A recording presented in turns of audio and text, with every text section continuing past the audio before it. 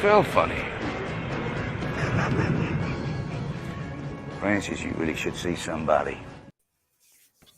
We're live. What's up? What's going on, Hey! What we're here to do is to talk about upcoming sales season, physical media buying, strategies to get the deals, make the money go the furthest. I have assembled the finest crew of PM degenerates possible for this. I mean, we're talking the cream of the crop, the best there is, the best there was, and the best there ever will be of deal buyers. Myself, Masters of the 80s, Brian Goes Blue, Tony, and Alan is also here. Yeah. If this turns out to be a fucking intervention, I'm logging out. I feel like you got me on false pretenses. We're here because we care about you, Alan. And we want to confront you in a positive way. You are amongst friends. Yeah. You know, basically the you know what's been going on, what are we planning, what's things have changed. You know, I know these guys very well. I know their strategies. Me and UK Tony, Masters of the 80s, very similar. We're more like calculating. We wait in the shadows. You know, we're like serial killers when it comes to this stuff. We wait until the opportunity is right, and then we buy everything. Whereas Brian has his own style. Yeah. Tony has his own style. They're more like each other. Alan has his own style. We'll get into that later. But we'll save that for the end. You know, as far as the group goes, I'd say me and Tony are about the same level, like Jedi level. We're both about there. UK Tony. Yeah. And then you got Brian and Tony. They're like Emperor level. If that would give you the idea as far as that goes. Just pure evil. Just soulless, black behind the eyes. Monsters when it comes to deals. They got the shark eyes 24/7. So for me to say their guys better than me, that's saying something. Because I'm pretty goddamn good. But there's a reason they're on here. They're the best. And I'm really excited to get their input and hear the inner workings of those diabolical minds of theirs. Yeah. But we'll go through the chat real quick and we'll talk about some basic stuff first. Then we'll get into the me and UK Tony our thoughts on it, and then we'll get into Brian and Tony really delve the depths there. If you guys are Jedis and Emperors, I'm one of those drunk bitches in the cantina. You're the black guy from The Force Awakens with the janitor.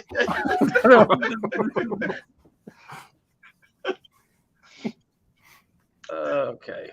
Crusher, what's going on, man? Hello, Crusher. Appreciate you being here. Crusher. Anthony, what's going on, man? Hello, today. Chris C. Chris. What's up, Chris? Hey, Chris. Sydney, what's going on, man? Hey, Sydney. All right, everybody got the pens and pencils ready? Yeah. Everybody take some notes here. Sharpen your pencils. All the secrets are going to be revealed. There'll be a test after. Yeah. Wilkie, what's going on, man? What's up, Wilkie? What are you saying? Hey, Body Count Rising. What's going on, man? Oh. Check out his channel. It's a new channel. Yeah. He's always in the chat. So it's he started a new channel. He's following Tony's footsteps there. He's got some nice shorts he just put out too, where he's he found those Walmart slips the other day. What the hell? The new Walmart they put a second round of horror slips out at Walmart. Mm-hmm. Yeah, and I saw his short there. Magic Hands, what's going on, man? So, there's a name I haven't seen in years. Category 3 and me. What's up, guys? Alan must be late again. You know, this guy sounds like a genius. Joey Andrews saying Rip Bray Wyatt. I don't know who that is. It's an actor, maybe. Anyway, Joey, good to see you. Hall Notes. What's up, man? Hello. What's up, Owen? Bruce Leroy. What's going on, man? Hey, it's Leroy Green, one of my buddies. What's up? Oh, cool. What's up, man? Chris, everybody's saying what's up. Oh, Jason, talking about Jason's review of Outwaters. I didn't know that you did one. Jason Werner is Body Count Rising. Non-praying mantis. What's going on, man? He's saying, hey, I like the intro. Cool. Thanks, Chris. Bray Wyatt. Yeah, I don't know who that is. Allie, what's going on? Oh, What's going on, Ellie? Texas, what's happening, man? Texas hardcore. Joey again. I'm gonna write these horror movie deals down. Yeah. There's gonna be some. I'm sure there's gonna be some stuff a lot of people haven't thought of. Trini, what's up, man? Another. What's up, Trent? Doing Trini? Up Trini. Proceed on live rat. I'm the worst out of the Dingens. No, I mean, listen, I've seen. It's not so much worse or better or, there's a time and there's a place to go crazy. If like say Arrow Video has an $8 Blu-ray sale, yeah, you might want to load up. Yeah, it's pretty low. So I mean, it just depends on what it is. Mm-hmm. They're saying hello. Joey Andrews, Psycho 4 movie Blu-ray collection, $16. Yeah, I've seen that. The previous one. Yeah, that's a good set. Studio set, yeah. Yeah. If you're not looking for the 4Ks, go for that. Yeah, It's a good Yeah, set. definitely. It's really a solid set. Yeah, and we'll talk about more of that kind of strategy too later on. Yeah. Hall Notes, saying hey everybody. Saying, What's the hey. strategy y'all keep talking about? Strategy? Never heard of her. It says pre-order and I click it. Yeah. You hit the button. Sydney Eubanks, wrestling has lost 2 wrestlers, Terry Funk, now Bray Wyatt. Okay. Brad, you're not the Bret Hitman Hart. Which is why I'm wearing my double do shirt tonight in honor of Terry Funk. I didn't know Terry Funk died. I would recognize that name. My wrestling experience stopped, I don't know, in the 5th grade. So I don't know that Bray Wyatt. I've never heard of that guy if he's a wrestler. I knew. I mean, they usually die pretty young. The wrestlers. Yeah. Terry Funk was old my entire life. Yeah. He was old when I was a kid. Yeah. Middle-aged and deranged. He's saying, hey.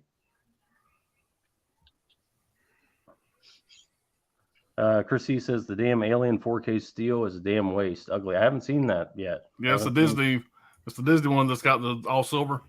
Oh, Picture in the okay. middle. Is that real though? I thought that was fake. I don't know. I just had the image of it today when I was at work. Yeah, I'm thinking it fake. Is what I'm thinking. Yeah, the black bars around it. Looks Yeah, if kinda it's cool. not, something's wrong. Well, Disney, they own Aliens too. I believe it's. Yeah, I just never had a 4K. I don't think it's real. You heard it here. Disney 100 Alien. Aliens, yeah. Yep, everybody's saying, hey. And for more, at least Walmart still gives a shit about physical media. Walmart, I'm telling turned you, it around. Yeah, they is turned having it a around. great year. Like, I don't They're know killing why, them. but they really are having a good year as far as steelbooks. Yeah, The Target's kind of walked away, and Walmart should just say, "Okay, watch this." Yeah, Yeah. that's smart You know. strategy right there. Depends on the location for stock, though. That is true.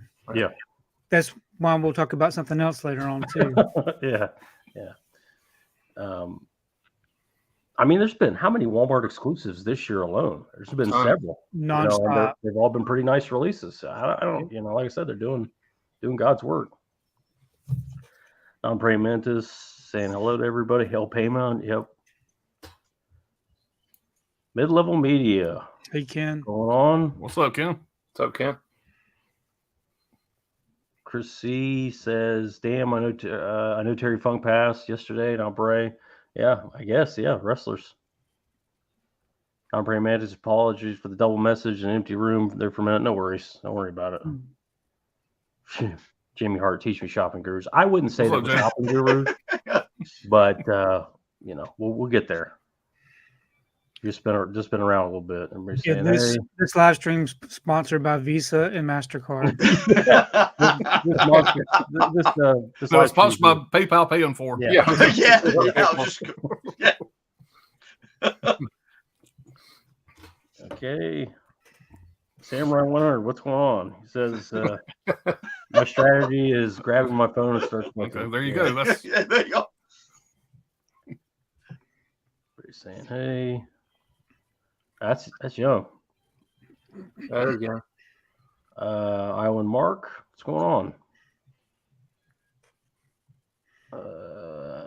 Everybody's saying, hey. Joe Andrews, the disc father photos happened. Okay. Yes. We are not disc father supporters or fans here, so disregard anything you see from that guy. He's a joke.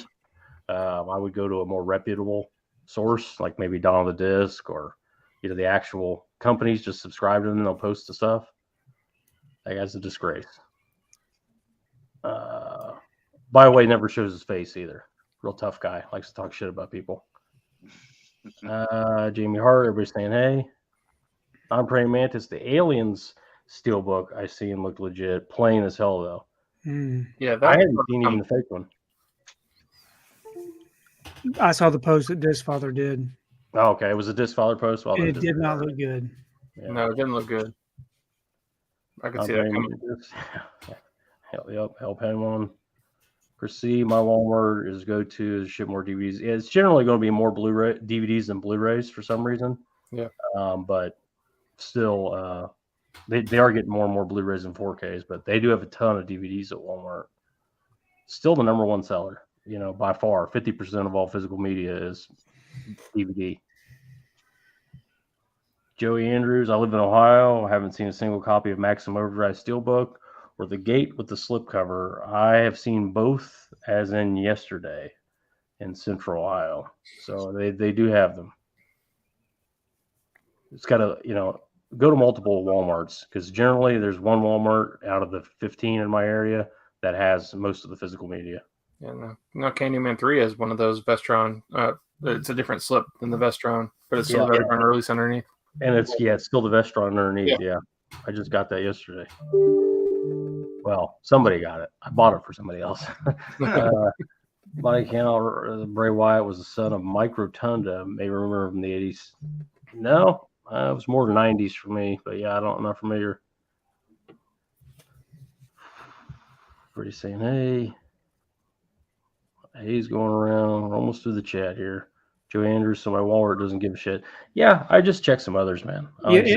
And saying that, I mean, I'm thinking that I think they're going to be doing, some Walmarts are doing really good.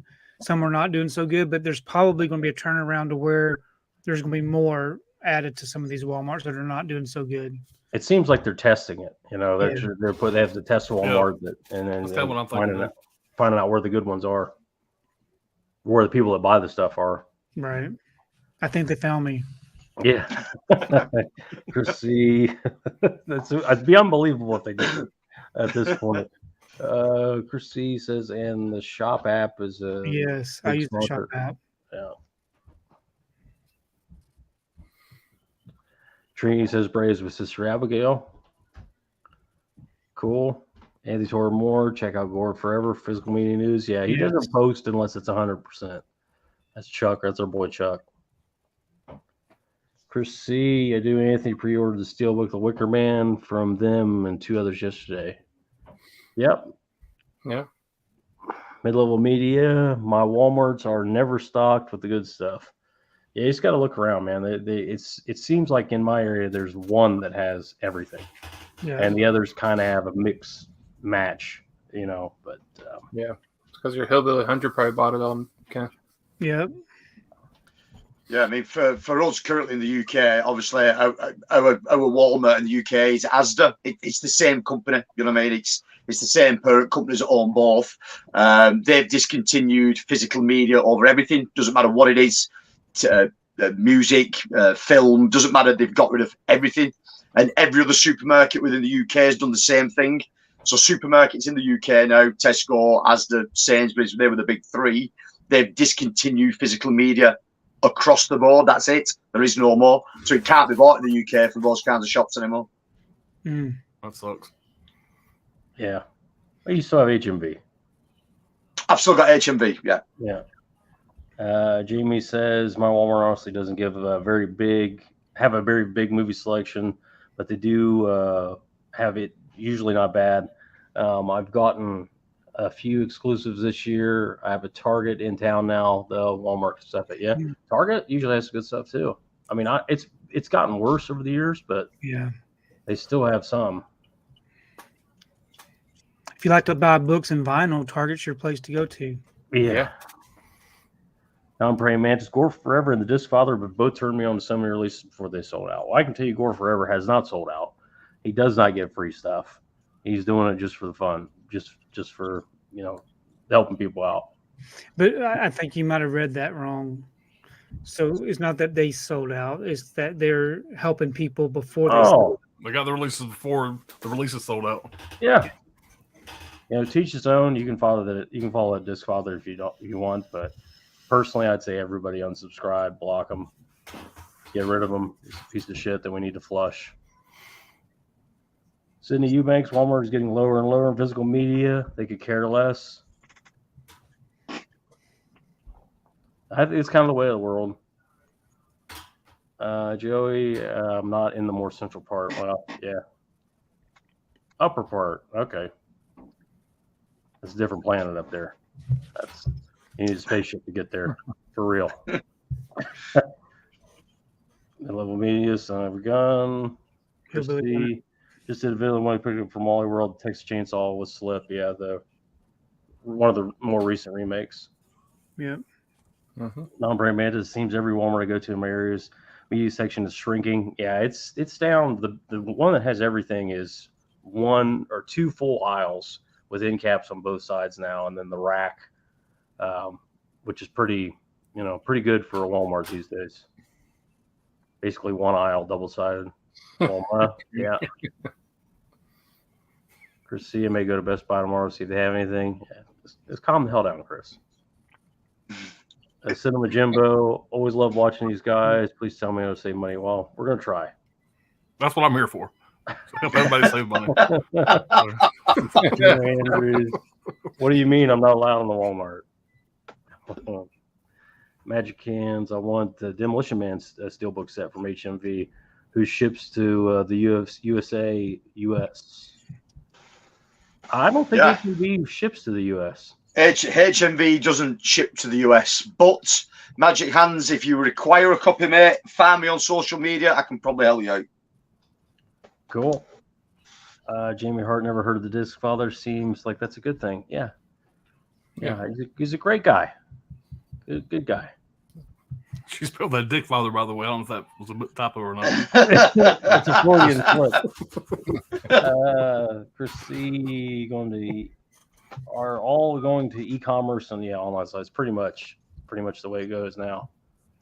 Timber 100. Who needs a physical store if Amazon, Diabolic TV, Orbit exist, or Right Stuff for anime fans out there? The physical media, online stuff. That's pretty much what it is now. But there's plenty of stuff that comes out that I'd like to go buy in person, just because I'd like to pick one that isn't destroyed already. A lot of times these bigger sets, you want to drop $100 plus on a set. You kind of want to pick it yourself. You don't want to go have some guy in a storeroom pull one that doesn't even know what the hell he's packing and ship it to you half-assed. So sometimes, these bigger sets, I'd like to pick it up in person. But carrying that inventory, it's just a mess. Yeah, I mean, for myself as well, as it's not just about finding a title and purchasing it. Yeah, you can buy anything online these days. Yeah, you can find definitely what you're looking for. But for me, a brick and mortar store, it allows me to go in store. It allows me to browse other things. It allows me to pay cash if I want to pay cash. And it also allows me to interact with other people. Because there's other like-minded people in stores, you know what I mean? You meet people, you chat with people. I like it. It's personally like the old video store day. If I can go in HMV in town, there's a couple of guys looking through the aisles there, I will guarantee we get chatting, and I will guarantee we've got something in common. And I like that. I like the camaraderie of going in somewhere and be able to chat to somebody. I think sometimes sat behind a phone screen or a computer screen just ordering is just a bit soulless. It just feels like you're just going through the motion. Where I think actually physically going out to pick it up, it has a little bit of meaning to it. I don't know if that's just me or. Yeah. Well, you think too is, you might get some recommendations too. You see these people, they got an armful of stuff. You go, oh, what's that you got there? I've never seen that. How is that? I'm going to get that from scrolling through listings on eBay or whatever. Yeah. And that's what I like about the Barnes & Noble when they have the Criterion sale. You go into Barnes & Noble, which I never go into Barnes & Noble unless it's the sale season. And then you see all these people with all these arms full of movies. and you start chatting with them and get recommendations. So that it's a good way to interact with other. Yeah, my people. Barnes and Nobles has no movies. Yeah. Not one. Yeah. So sucks. It's cool when you see like younger people at the Barnes and Noble sales, like Yeah. picking up stuff. You know, Yeah. this generation's gonna be into physical media like they are. Yeah, it's like, kid, you know what that is? Yeah, Yeah. Is that an X-ray? Sydney, the only good thing at Walmart has been the bins, DVDs, and Blu-rays they have for cheap. Yeah, it sucks, man. Walmart doesn't have that. It seems like I said, I think, like Tony said, they have that big display now, that big wall. Everybody's seen the big wall now that they've got there. That's like 7 feet high. That with new releases and 4Ks and stuff, I feel like they're trying again. They're trying to be, because everybody else has abandoned it. Walmart will just step in and take their spot. So I hope that It's going to take time for all of them to get, Well, Walmart now carries Scream Factory and some other boutiques. So it's like, that I like that. I like to see that kind of stuff. I think someone Well, they have for a while. That Scream box that I bought from Walmart like 2 years ago. I mean that the fly box that I bought from. I've seen someone buy Tales from the Hood at Target recently. Right. That's where I don't know how, but Wow. There. Yeah.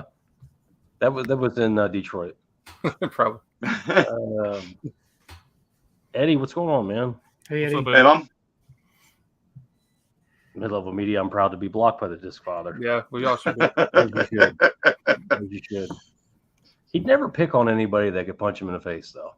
You'd find the nicest person in the world to talk shit to. He'd never ever find somebody like me to pick on.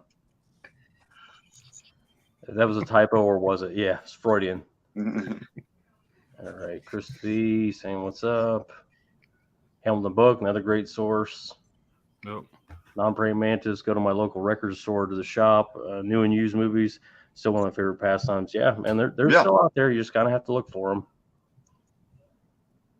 Joey Andrews, Walmart does have cheap Blu-rays. The best thing to horror collectors every month. They might have the movie you might not have on Blu-ray, or you want to upgrade. Like I said, they're doing fun little slips and stuff. I like they're trying.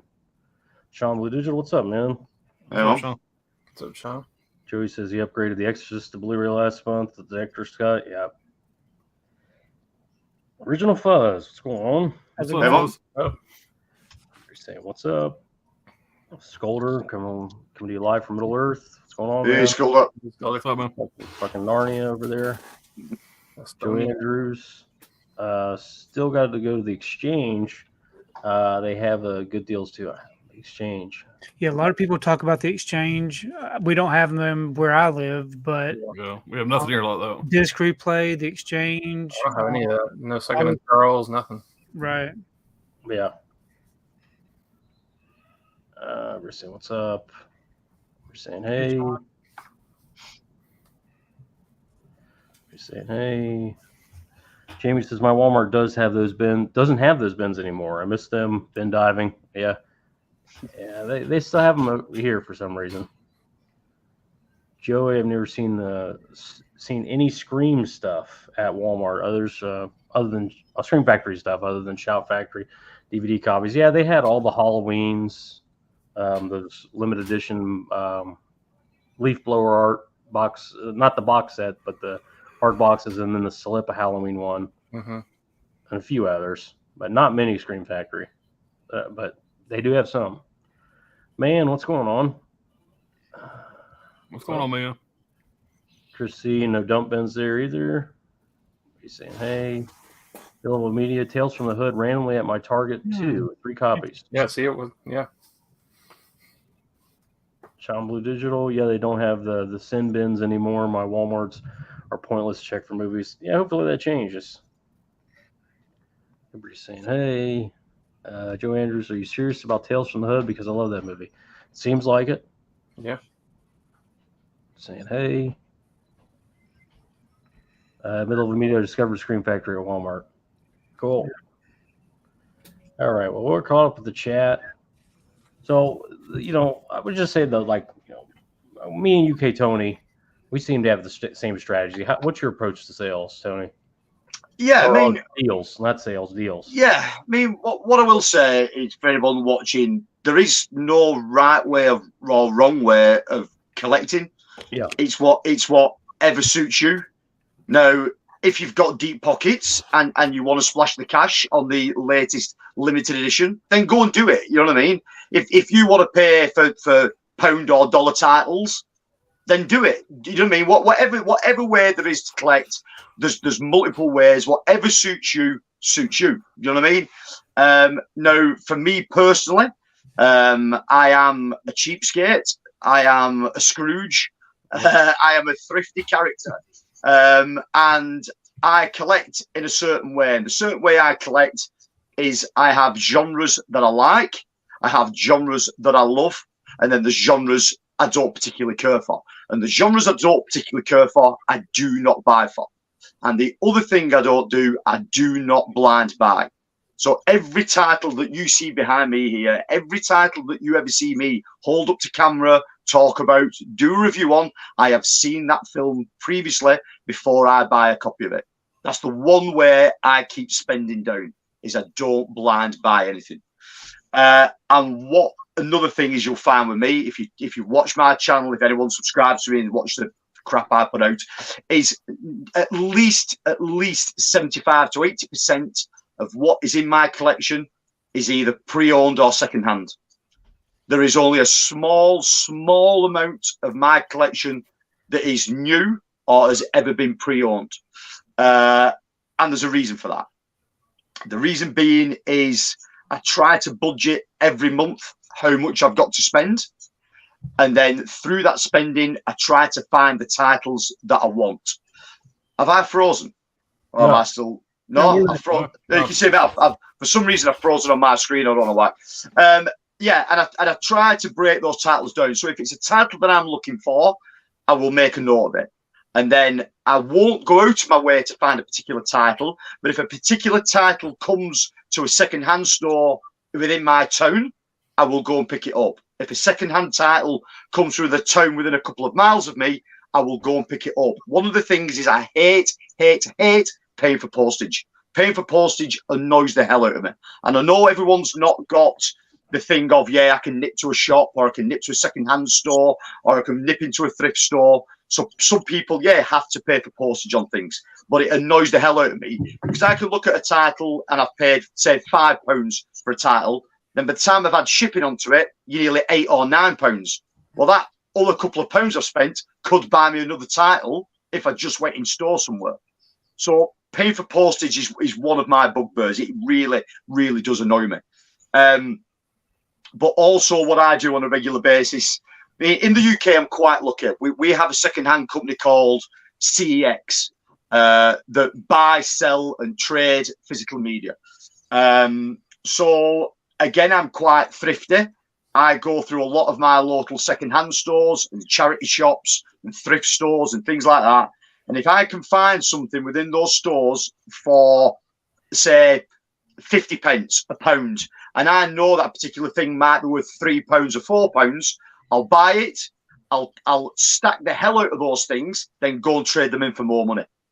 And then, so I'm say I might spend £10, but that £10 is then earning me £30 or £35 in trading titles. So I do a bit of that as well. And yeah, it can be time consuming, but it's quite enjoyable at the same time. You know what I mean? It gets you out and about. It gets you looking at shelves. The other big thing for me is Facebook Marketplace. I showed Brad a couple of titles that I grabbed off Facebook Marketplace the other day. Facebook Marketplace is a good place to look, especially in the UK, because people do not know what they're selling. And people are either mislabeling something, miscategorizing something, or have got something on that cheap that they don't know the actual value of it. So I tend to look through that a lot. We have a couple of there's a company in the UK that's probably a bit like your Hamilton Books, and it's called World of Books. They do a lot of second-hand Blu-ray as well. It's really cheap. Now that's always free postage. So if you're in the UK, World of Books is always a good bet to try and find something on. And there's another company like that too, called Music Magpie.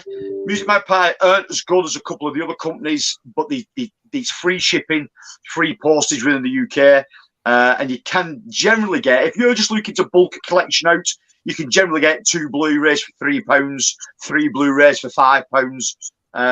If you're just a generic collector that's collecting modern film or anything like that, you can accumulate a massive collection in a short space of time. But I've pulled a few titles out to one side, and I'll sort of try and break it down for you how I try to do things, and I'll do it with the last lot of Arrow Video titles I picked up. So 3 titles that I picked up yesterday were the ones that I showed Brad. Now, I found these on Facebook Marketplace, and I was just trolling about, and these was in a 2-mile radius of where I lived.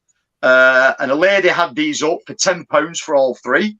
And the first one was Evil Ed, the 3-disc collector's edition with booklet. The second one was the Count York Vampire collection, the 2-fill collection, the original release with the booklet. And the other one was the House by the Cemetery, first release with the booklet. Now, in the UK, second hand, House by the Cemetery goes for £12. Evil Ed goes for £10, and Count Yorga goes for £8. So straight away, I'm in the money. The other ones recently that I picked up, these were picked up from a CEX. I picked House 3 up for £4. I picked Future Shock up, the story of 2000 AD. I think I give £3 for that. I want to see that. Yeah, and then I picked up Night Riders, a Romero title, which is a really weird title, but this thing's out of print now, goes for crazy money. And this was mispriced in a shop near me for £8. This thing goes for about 20. Is that a man in steel armor riding a motorcycle? Yes, yeah. That's a man looking like he's from the court of Camelot riding some Yamaha 4-stroke. Yeah. It's crazy. It's too hard to explain. It's bonkers, but you haven't seen that movie? No, I haven't. Yeah, it's ludicrous. Tom Savini's in a starring role in that movie. Yes, he is. Yeah. And then the other one, like everyone knows, within the UK, Arrow Video do really good sale. And for me, I'm lucky and I'm quite privileged that I've got a HMV on the doorstep to where I live. Now, I do quite a lot with HMV. I know the guys over at HMV. If I need to pre-order, which is very, very rare, but if I do need to pre-order, HMV will always do my pre-ordering for free. So I will go in store, ask them to pre-order. They will pre-order it and get it in for me and just put it to one side. Then I nip in store and pay for it cash. But normally, when the Arrow Video sale's on, obviously the sale is on in store at HMV as well as. And HMV carry the titles. So in the last HMV sale for Arrow Video, I picked up Crimson Peak for $8.99 and Elvira, the Mistress of the Dark, for $8.99. To give an idea, retail price £20. So yeah, $14.99. So most of those at retail would have been $14.99, give or take some is $17.99. But the majority of those brand new would have been between call it £15 to reckon it up easy. So in there you've got what 30, 60, 90, £120 worth of films that I paid literally what for 5, 10, 15, 20, 25, 30, 35, 40 quid. Yeah. You know what I mean? Over the money goes at least twice as far. Yes. Yeah. If you the big thing is waiting and patience. That this tactic. Yeah. I mean, wait and just wait for the standard releases or used copies. Yeah. And then also slow down, write this down. Waiting and patience. Okay. And it's hard. It's hard because are those real words, or y'all just making those words up? It's hard because the FOMO is real. We're all diabolical degenerates. We're all sick, and we all want to get this stuff right away. And we definitely want the slip. We definitely want everything that would come with normally. And I'm not telling you that I'm Brad the Infallible here. Believe me when I tell you I've bought day one pre-order. Can't wait till it gets here. I've done that. I do that. I just bought that stupid Bigfoot movie, Legend of Boggy Creek 4K. with the slip, no way will it sell out. She will print them until she is dead. Yeah. But I had to have it day one because I'm an idiot. I mean, it's just generally that's what happens. But if you can wait, if you're willing to wait, you can get some really good deals. Like for instance, kind of go into my little spiel here, and then we'll catch up with the chat. Everybody remember this release? When it came out, I believe it was like $29.99 in that neighborhood, brand new. Yep. And then you could get it at Best Buy for $24.99, or you get it some places here and there. Brian, what did you just pay for this? $3.99. $3.99. And There then you what go. happened to the code that came with it? Sold it for $2. So you're into this title $2. Yep. This sold originally for $29.99. And Yep. this was what, maybe 6 months ago? Yeah. Something like that. So you see what I mean? If you just wait, some titles you can wait on and you will still get them at a good price.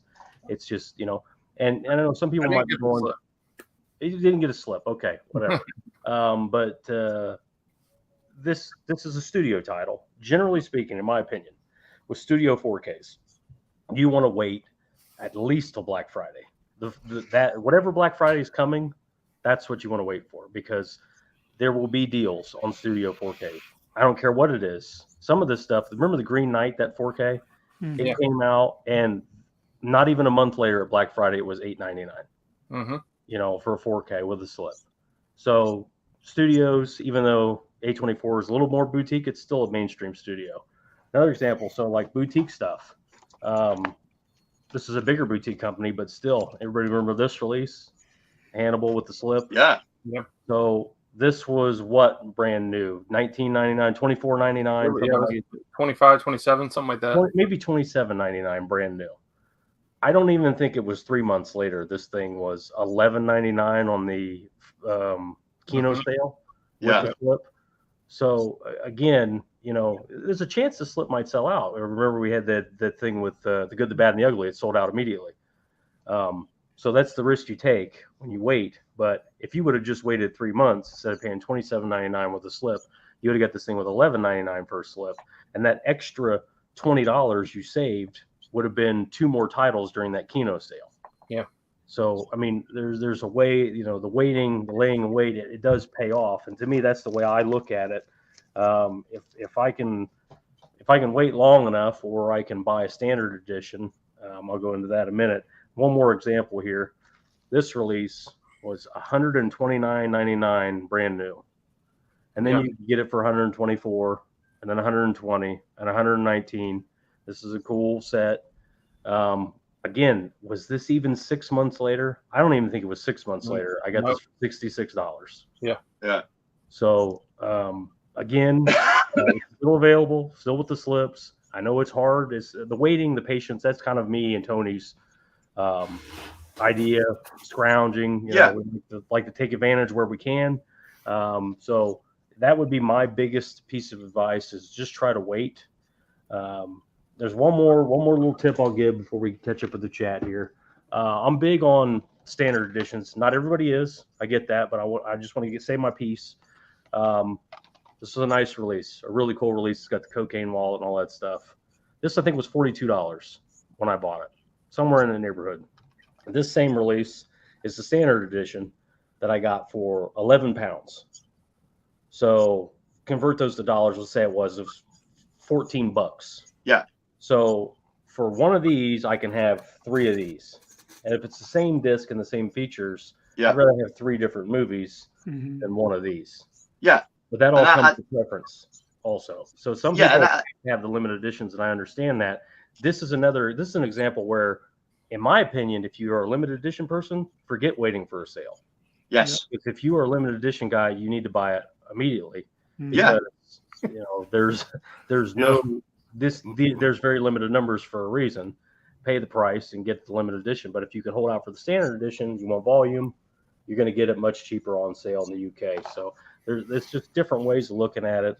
Again, Second Sight, this may be if you listen to one thing I say, if you're a limited edition person, there's no waiting. Everybody knows there's no waiting with Second Sight. If you want the limited edition, you need to jump on it as soon as it comes out, because it will be gone forever, and then they will charge you triple on eBay. Again, standard edition, exact same disc. It's going to be a third the price, and then on sale it will be a fifth the price. Yep. So again, that's me and Tony, more of a waiting kind of strategy, more of a patient strategy. But we'll catch up with the chat and we'll get into the real sinister shit. The two below here. I do want to bring some things up before we go ahead. Chat to address Masters of the 80s. As far as not blind buying things, that you just buy the things that you've already seen, how do you learn about new films that you've never seen before to enjoy those?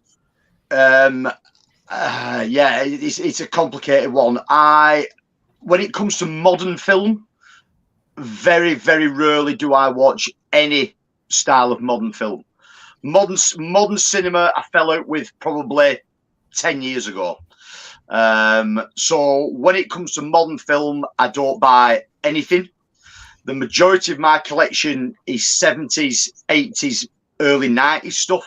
Most things that come after around 95, I can give or take. I'm not the biggest fan.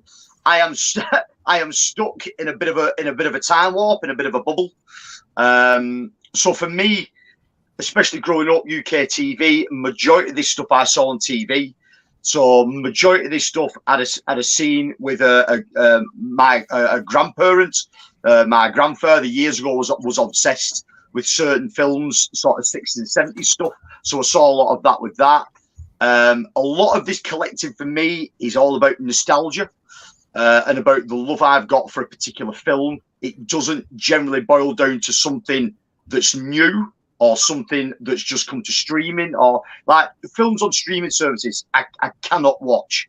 The prime example is myself and my wife went to see Guardians of the Galaxy 3. And I enjoyed the first one. The second one's okay. My wife really likes the franchise. We came out of the third film and I thought I'd wasted 2.5 hours of my life. It was just like, at this point, it's pointless. Modern film is pointless. I went to watch Dungeons and Dragons because I was really anticipating that. It was pointless. It's the same thing done over and over and over again in a slightly different way, but it's the same general consensus. It follows a path and doesn't divert from it. So I can't watch modern film anymore. Modern film irritates me like you wouldn't believe. So everything that particularly in the genres that you're interested in. Right. Yeah, well, the genres I'm interested in, no one makes films for anymore. So no one's making fantasy films. I mean, like the hero's journey is the same in every movie. So yeah, if you're into that, I mean, it's like they are all going to be exactly the same. You know? And everything's too long now. Nothing can be 93 minutes and done. I like a good 93-minute film. Get in, enjoy it, get out. You know what I mean? It's but I do understand where you're coming from, Tony. How do I come across new things? And the answer is, mate, I really don't. And I know that sounds sad, and it might sound a little naive, but I very, very rarely get any joy or entertainment out of modern film. Very rarely. Just like anybody too, he gets recommendations from like us, you know, weird new sci-fi and weird, you know, if there's not a blaster going pew pew in it, you're not going to get Tony anyway. So it's not like he's missing. They don't really make that kind of stuff anymore. No, they don't make good sci-fi film anymore. They don't make good fantasy film anymore. You know what I mean? So, and that's predominantly what I'm into. Yeah. You know what I mean? Don't get me wrong. There are some exceptions over the years, but they've been few and far between. Sword and sorcery. Yeah. Yeah. Most people in the chat are going, "What the fuck is that? What are you talking about?" Conan the Barbarian, things like that. Yeah. And he likes Muppets too. I do. I'm a Muppets obsessive. I love a Muppet. And puffin stuff. Man, I love whatever the hell the puffin stuff is. Puffin You're a stuff's puffin stuff fantastic. fan. Yeah. All right. I'm gonna catch up with the chat here. All right, we're way back here.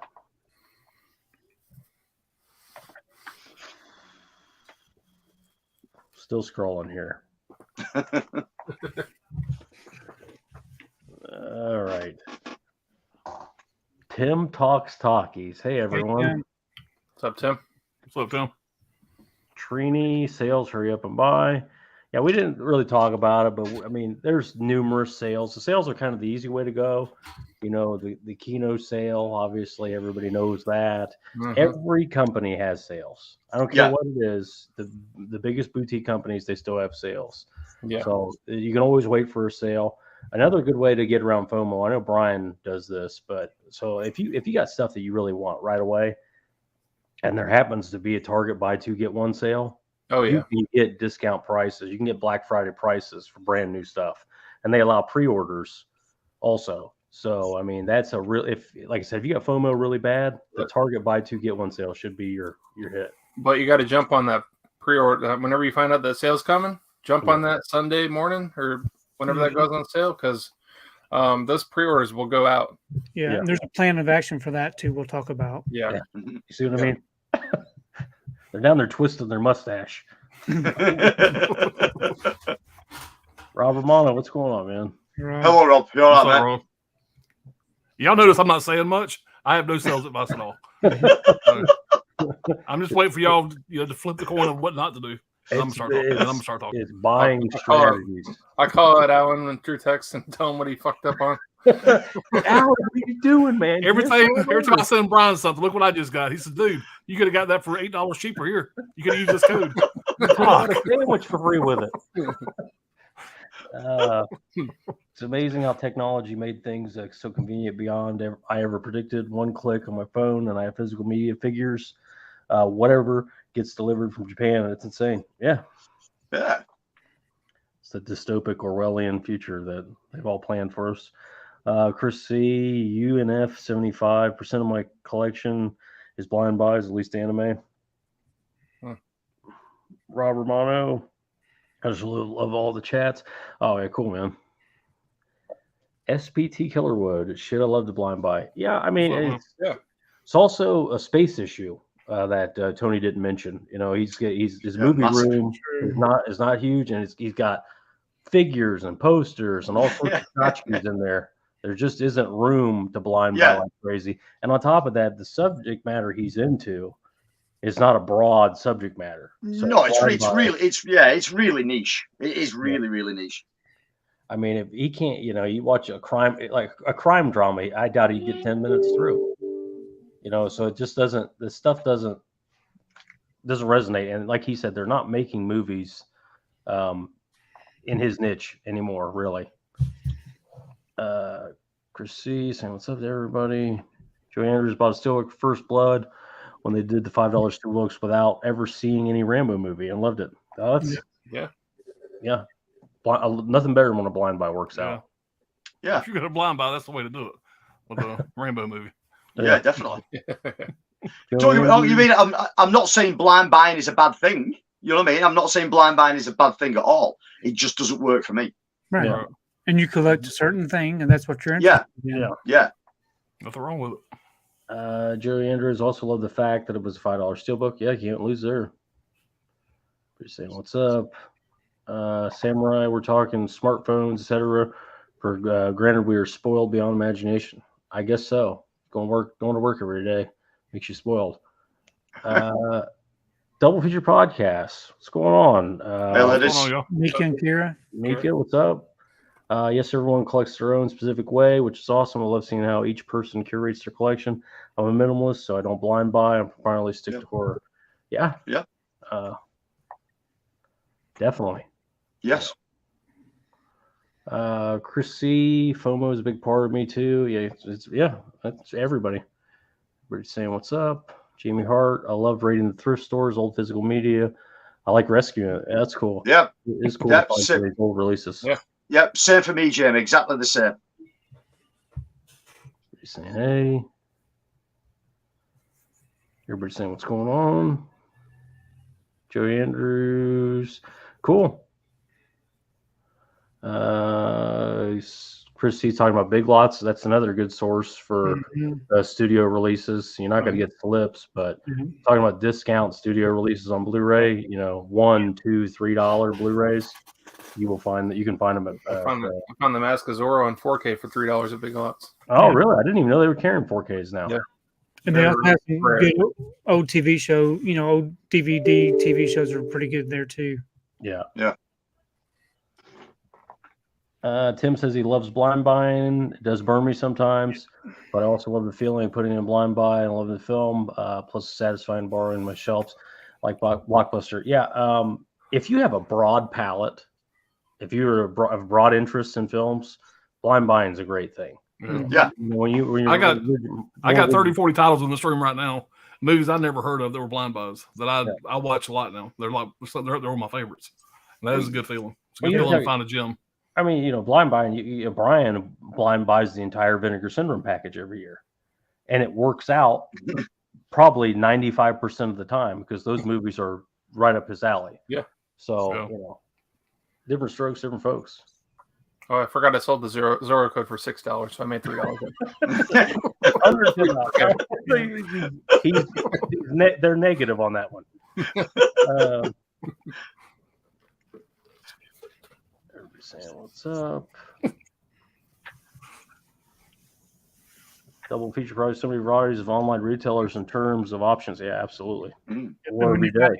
When you find a good one, like we were talking about Orbit DVD, when you find a good company that takes care of their packaging, their shipping, that's the ones you go to most often. Yep. Right. Yeah. Keep them around. Yeah. Rob Thomas, everybody's saying hey. Joey says he got that Evil Ed. I have it. I still haven't seen it. Yeah. Sydney saying I buy physical media by stores. I don't order them online. I go to the dollar stores, thrift stores, flea markets. Only buy DVDs. I get Blu-ray DVD combos. I save tons of money buying DVDs. Yeah. Of course you can. There's nothing wrong with DVD in any way, shape, or form. I have tons of it behind me. Some ways that's the only way you can get things. I mean, I collect old vintage cartoons, 80s cartoons. You can only get it on DVD. I collect a lot of TV shows from the 80s and 70s. Yeah. It's all available on DVD. I've got tons of it behind me. There's nothing wrong with collecting DVD at all. You can get DVD 20-1 for a price of a brand new Blu-ray. Used DVDs. Yeah. I mean, you can buy used DVDs for under $1. Mm-hmm. Oh God, yeah. It's clean. You're good. And this is the other thing I've never been answered on this. How long are these supposed to last? These discs? Has anybody ever heard that? Like, is this designed for a one-time play and we've just been able to play them a million times? Because, you remember VCR tapes? Yeah. They had a shelf life. Did these discs have a shelf life? How long do we have with these? I wanted to say someone back in the day said 20 years, but in 20 years. Well, it's already been 20 years. Yeah, for a lot of these. So, at least 20 years. That's good enough. And Blu-ray, from what I understand, the Blu-ray technology is even better than the DVD technology as far as durability goes. So, yeah, I mean, I don't. Sorry, go. No, you go ahead. No, I mean, I don't know if you guys ever collected HD DVD back in the day. I mean, that was my stepping in. Well, that was my stepping in point to high definition film. And the majority of those, I would say 90% were Warner Brothers through Toshiba. And I would say 50% of those discs that are still out in the wild now are absolutely shot at. Yeah. Just will not play anymore. That's probably one of the reasons they went with the Blu-ray technology. Yeah. Lifespan. But yeah, I know people that they tend to be women that collect specifically DVDs, and there's reasons for it. First of all, they've already got DVDs, so they kept that going. And every movie that comes out is available on DVD. They're much cheaper, and if you look at the artwork, it's a much larger, cleaner presentation. The cases are more durable. There's a lot of benefit to DVD. Yeah, there is. Yeah, and again, the price is much, much lower. And if you don't care about, like if you just want to watch it, or there's nostalgia to it too. DVD than VHS, and like I said, they tend to be more female than male. But I can totally understand it. If you got a brand new release, I remember Scream 5 that came out. The 4K was 36. The Blu-ray was like 24, and then the DVD was like 13. You're sitting there. You have these choices to make. Yeah, it's easy to grab that DVD for a quarter of the price of the 4K. Yeah, I mean, second-hand DVD in the UK at the moment, I don't know what it's like for you guys in the US, it's absolutely worthless. So you can go into charity stores, second-hand stores, thrift stores, wherever you want to go, and most places are either doing 4 for £1 or 6 for £1. Well, you can just fill your boots, you know what I mean? 4 or 6 titles for £1. It's not to be sniffed at. Yeah, absolutely. Yeah. That's what Tony does. It's all use DVDs and stuff like that. See where I'm screwed, and a lot of other people is it's not that I have anything against DVDs. I collected a shitload of them. I still buy them. Yeah. But if something's available in 4K, I didn't build this room to watch something 20-year-old quality. I want the best and greatest. Yeah. Especially if it's got a Atmos, HD, or all that shit. Yeah. So I'm gonna have to pay that extra money because if I'm looking at the shelf of those prices, I'm weighing that. I'm kind of stuck up here. Yeah. On top of that, especially somebody like me, I don't consider myself a collector. I have a collection, and most of what I'm doing is upgrading. Most of the time, I'm buying the new, the new 4K of, I use the example Starship Troopers. I've owned that movie 5 times. I think 2 DVDs, 2 Blu-rays, and 2 4Ks. And each time the old release has gone out the door. I've sold off the old release, buying the new one. So, there's quite a bit of upgrading too, but that's a whole different ball of wax. Yeah, I mean your setup, Alan, that you've got. Have you ever tried putting a DVD through it? Have you ever tried playing it? Yeah. Oh yeah, I still have quite a few DVDs. Do you get good upscale on it? It's not bad. It's not it's not the picture so much. It's the sound. Yeah, it's the sound for me because back in the day I watched 1 million VHS tapes. Any of this shit looks good now compared to that. For me, mainly with my setup in here, it's the sound quality. I can tell the difference between the 4K and the DVD. Right. So I mean the picture too, obviously, but the sound is what I really look for when it comes to the quality of it. So it's a big drop off. Barnes & Noble has their Arrow sale going on, right? I didn't know. That's right next to Best Buy. Joe, now I got to watch Night Riders. Christy, can't miss House by the Cemetery. You don't have it. That's great. It's a great movie. Yeah, it is. Rob, I'm waiting for my Talk to Me poster from A24. Tim, I haven't seen the movie yet. Saw your video, and Tobin is one of my favorite artists. So I had to buy it. It looks awesome. Cool. Joey says, who doesn't love Elvira? Mika says, would love to check out HMV when I'm overseas. Hey, if you're coming to the UK, then just hit me up. I'll be more than happy to show you around if it's the UK where you're coming to. Yeah. Tony goes over there. They turn the sign. He'd walk in and turn the sign from open to closed. The people behind the counter would pop a bottle of champagne. Rob saying, I'm doing good, Tim. Okay. Everybody's saying 8. Tim Talks Doggies. It's a nice print. Chris C. went to my dollar store today. Didn't find anything really. They're kind of, I don't know what the dollar store, the Family Dollars, and all that stuff. It's kind of random and stuff stacked everywhere. Yeah, the hit and miss. Yeah, and but Big Lots, they have actual shelves full of. They're like these little islands full of physical media. Yeah. Joanne's a low ordering off Amazon if the price is right. Yeah, there's a whole other strategy. There's a whole bunch of people that just pimp Amazon. Yeah. Whether it's ethical, not ethical, they'll buy the release, wait a couple months, wait for the return period, and if the price doesn't go low enough, they'll just return it, and they'll get it from somebody else. Slip harvesting, a lot of people harvest slips from Amazon. So a whole bunch of strategies involved with that. No, I've never done that. That's crazy. Yeah, literally order the title, in, pull the slip off, and then return it. What the hell? Yeah. Or the code. Some people do that. Some people straight up steal, pull the code out and sell the code, and then send it back. How the fuck? Yeah. Brian's just, I would never do that. Now I might. I didn't think about that one. Yeah. Chris C. Yeah, Amazon's good. Packaging sucks. Yeah. Rob says I have both the Lost Boys prints. Among my favorites, Fright Night, Nightmare on Elm Street. Yeah.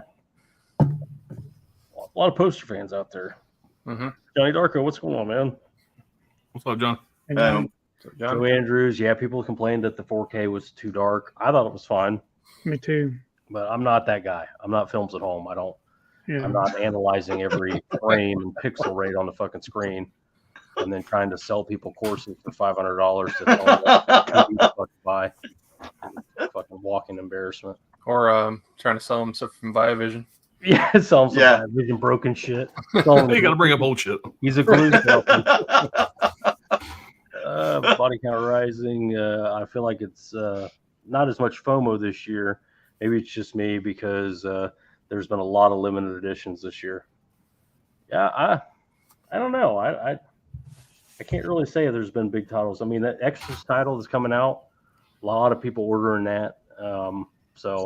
And for good reason. One of the biggest one just sold out. Like, what is it? 1 day, 1 hour, something like that. It was pretty fast. Yeah. Where do you stay in? Oh, The Exorcist. The blue Bible type set. That purple looking box thing.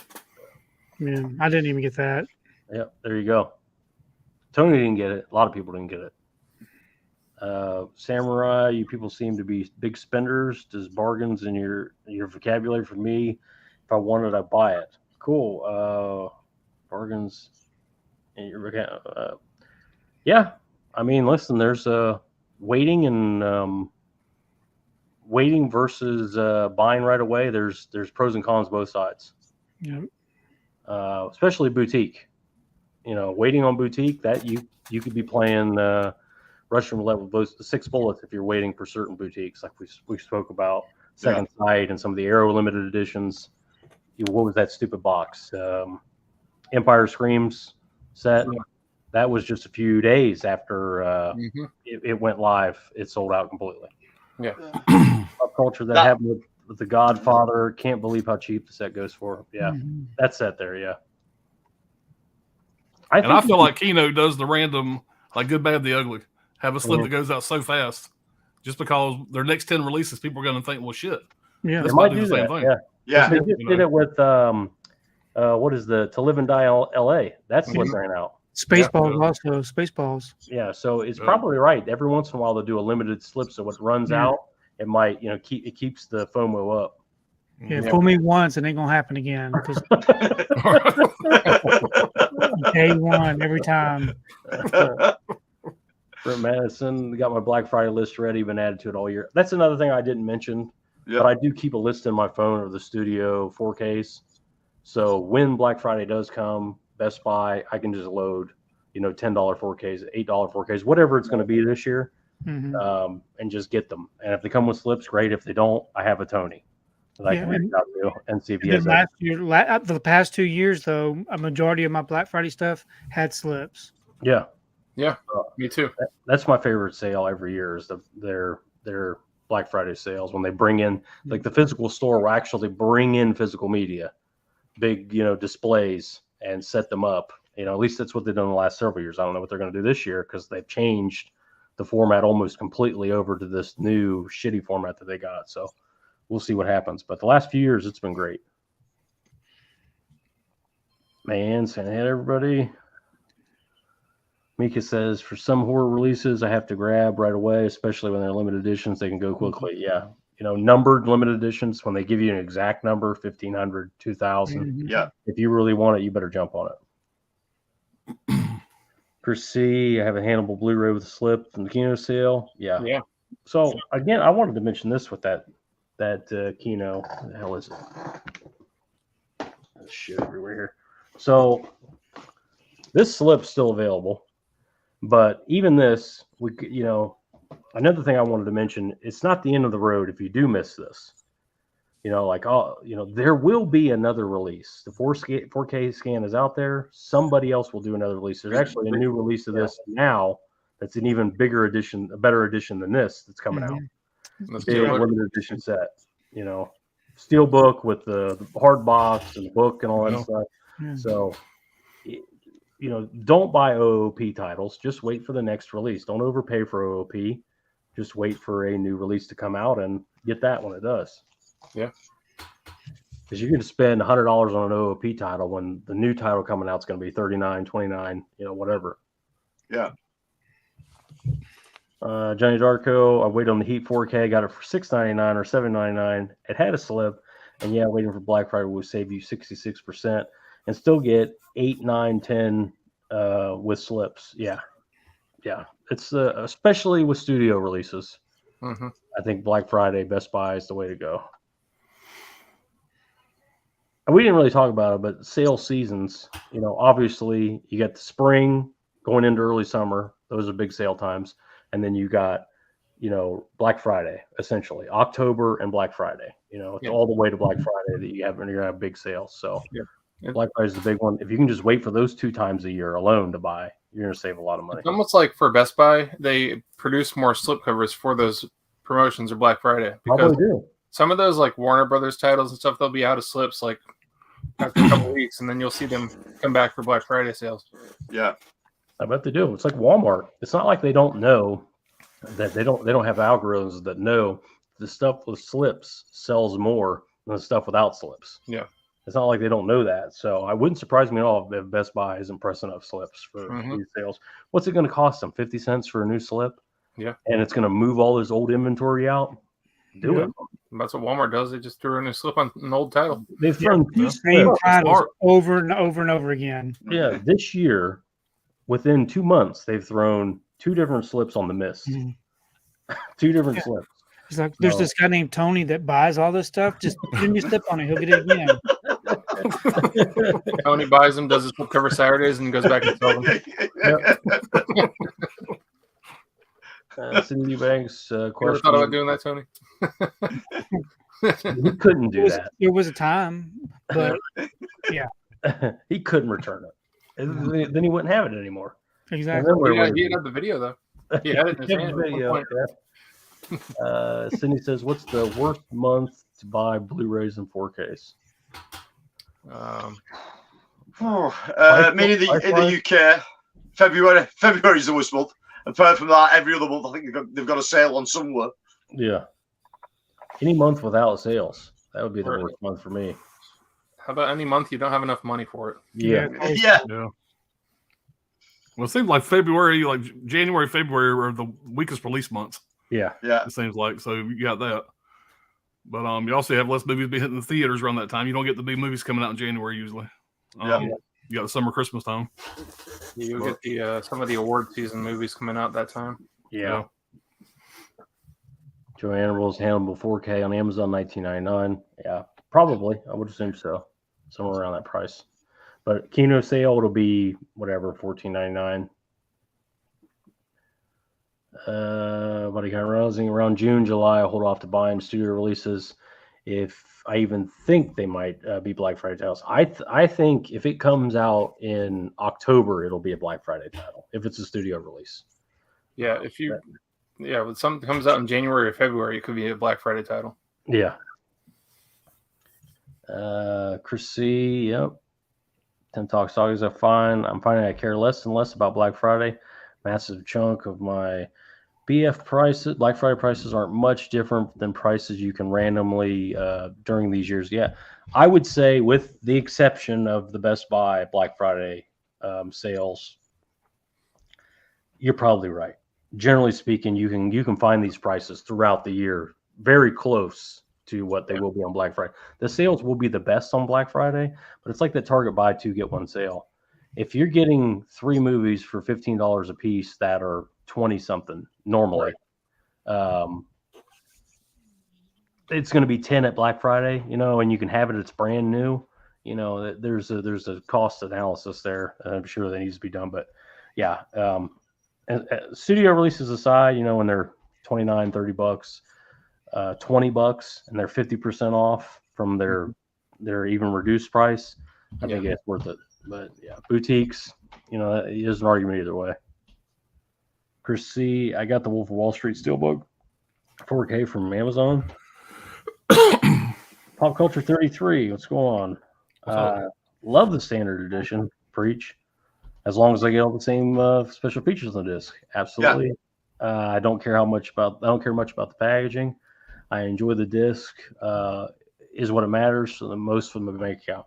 But every once in a while, the standard edition won't have all the features like that Henry from Arrow. Yeah, one Brad noticed. Yeah, this release, I had to get the limited edition because the standard release had much less features on it. So definitely do your research, but I'm the exact same way. I'd rather have the standard. Saves a lot of space, and it's a third the price. That's the way I go about it. But again, everybody's kind of different as far as that goes. Yeah, and then that would definitely be based off of the title. So, if you can live with Henry just being on standard, that's good. But if you love the movie and you want the extras, then that would be one that you would splurge on. This is probably a top 10 all time for me. I bought the standard edition first, but when I found out there was more features on this, I had to have this. I've never opened any of this other stuff here, as most collectors do. But the reason I got it was for that extra disc. So it is what it is. Yeah, I like I said, limited edition people are going to limited edition. Yeah. Okay, and standard edition people are going to standard edition. Not one is better than the other. It just depends. Yeah. It's horses for courses. Yeah. What he said. Whatever the fuck he said. Can anybody translate that?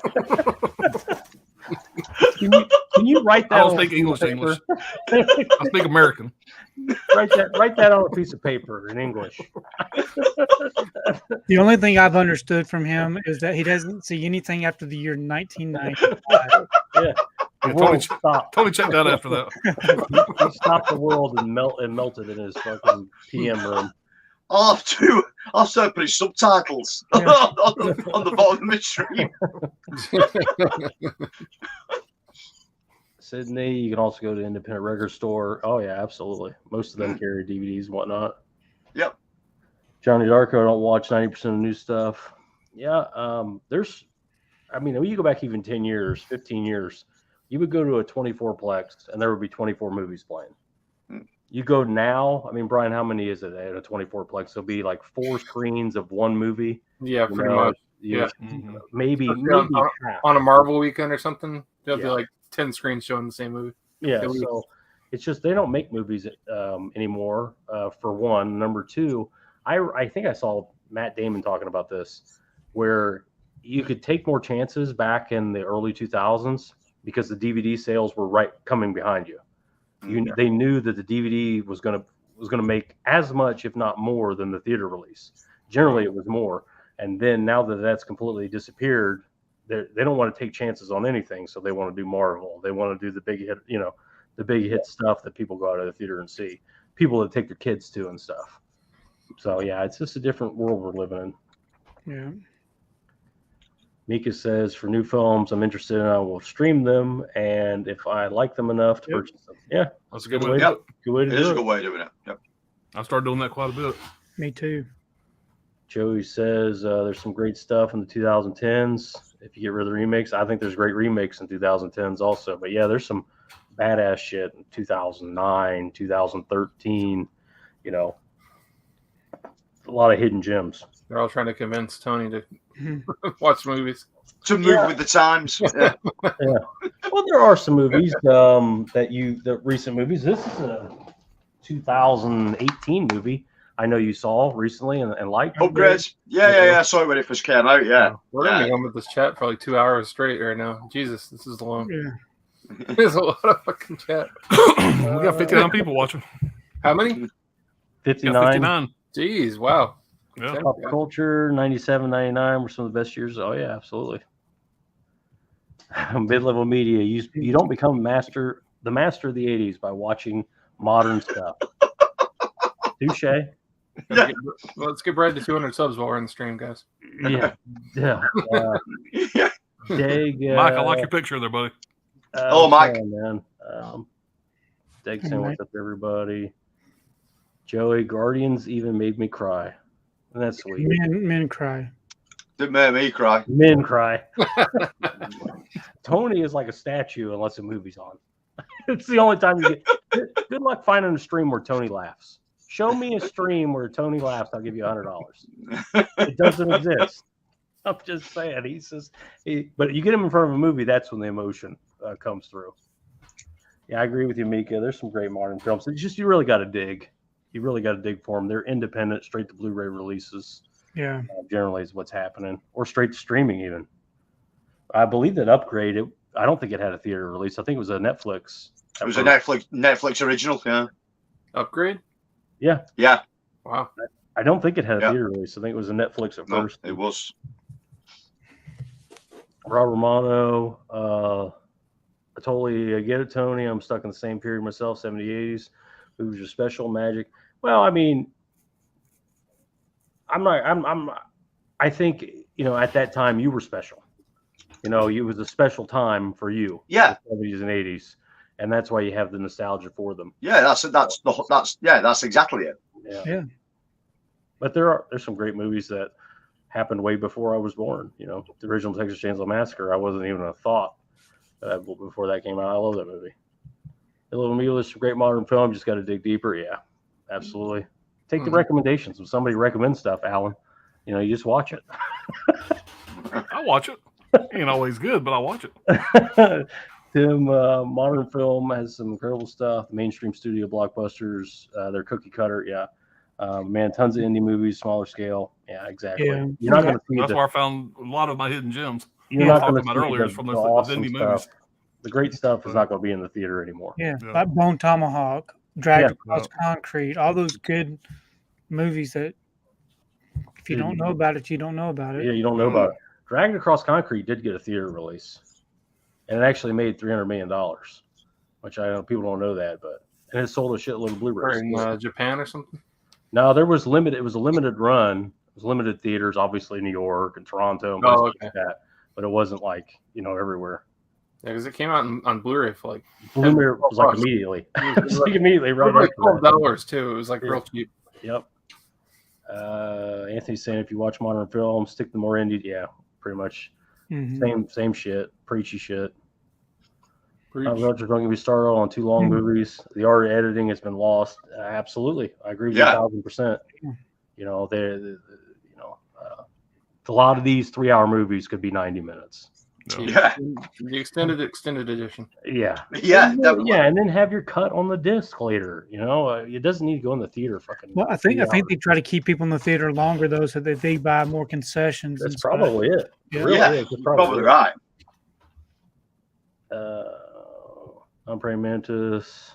Talk to Me wrapped everything up nice. I have to check that out. Yeah, me too. It did. Wild ending too. Master Yates, you see the new Evil Dead? No. It was good. I got to see that. Talk to Me. It was about 90 minutes too. Yeah. Evil Dead. Not a lot of story. So. No. But it was there. It hit pretty good with the gore. It did. A24 is delivering. I agree with that too. Muppets Take Manhattan 4K. I call that. Yeah, I'm stoked about Yep. that. Definitely. Sydney, mostly watch independent films, so modern films are okay. Yeah, again, the independents, kind of a better way to go. Dark Crystal, The Art of Telling Fantasy Story. Yes. Fantastic film. And fantastic series too. Yeah. Let's get to the extreme couponing. We're almost All right. Arrow has a bad habit of losing discs. They released a standard edition second sight indicator, much better at it. No disc loss, only box books. Yeah, Arrow got bought by a cosmetics company, and so for instance, that I'm sure I have it, but the Henry should have had a second disc in it, but they didn't. They just printed the 4K disc. I didn't. It should have had a bonus disc. It didn't come with one, which sucks. It's like when you get those box sets of like previous release movies, and it'll say disc 1 on something that had one compressed disc. That's horrible. Yeah. Like the Harry Potter box set or something. Yeah, that's ridiculous. I only found maybe 2 Arrow releases that were like that. The limited edition of Tremors has a little bit more features, but the Henry is the gravest example of that, where it's basically a quarter of the bonus features in the limited and the standard versus the limited. Plus the fact that these new studio releases where they're only releasing the 4K disc, no other disc, digital and 4K. Yeah. All the special features are usually on the Blu-ray. Yeah. There's usually no room for bonus features. Like Vacation. Yeah. Everything's on the Blu-ray. Yeah, it's crazy. The commentary.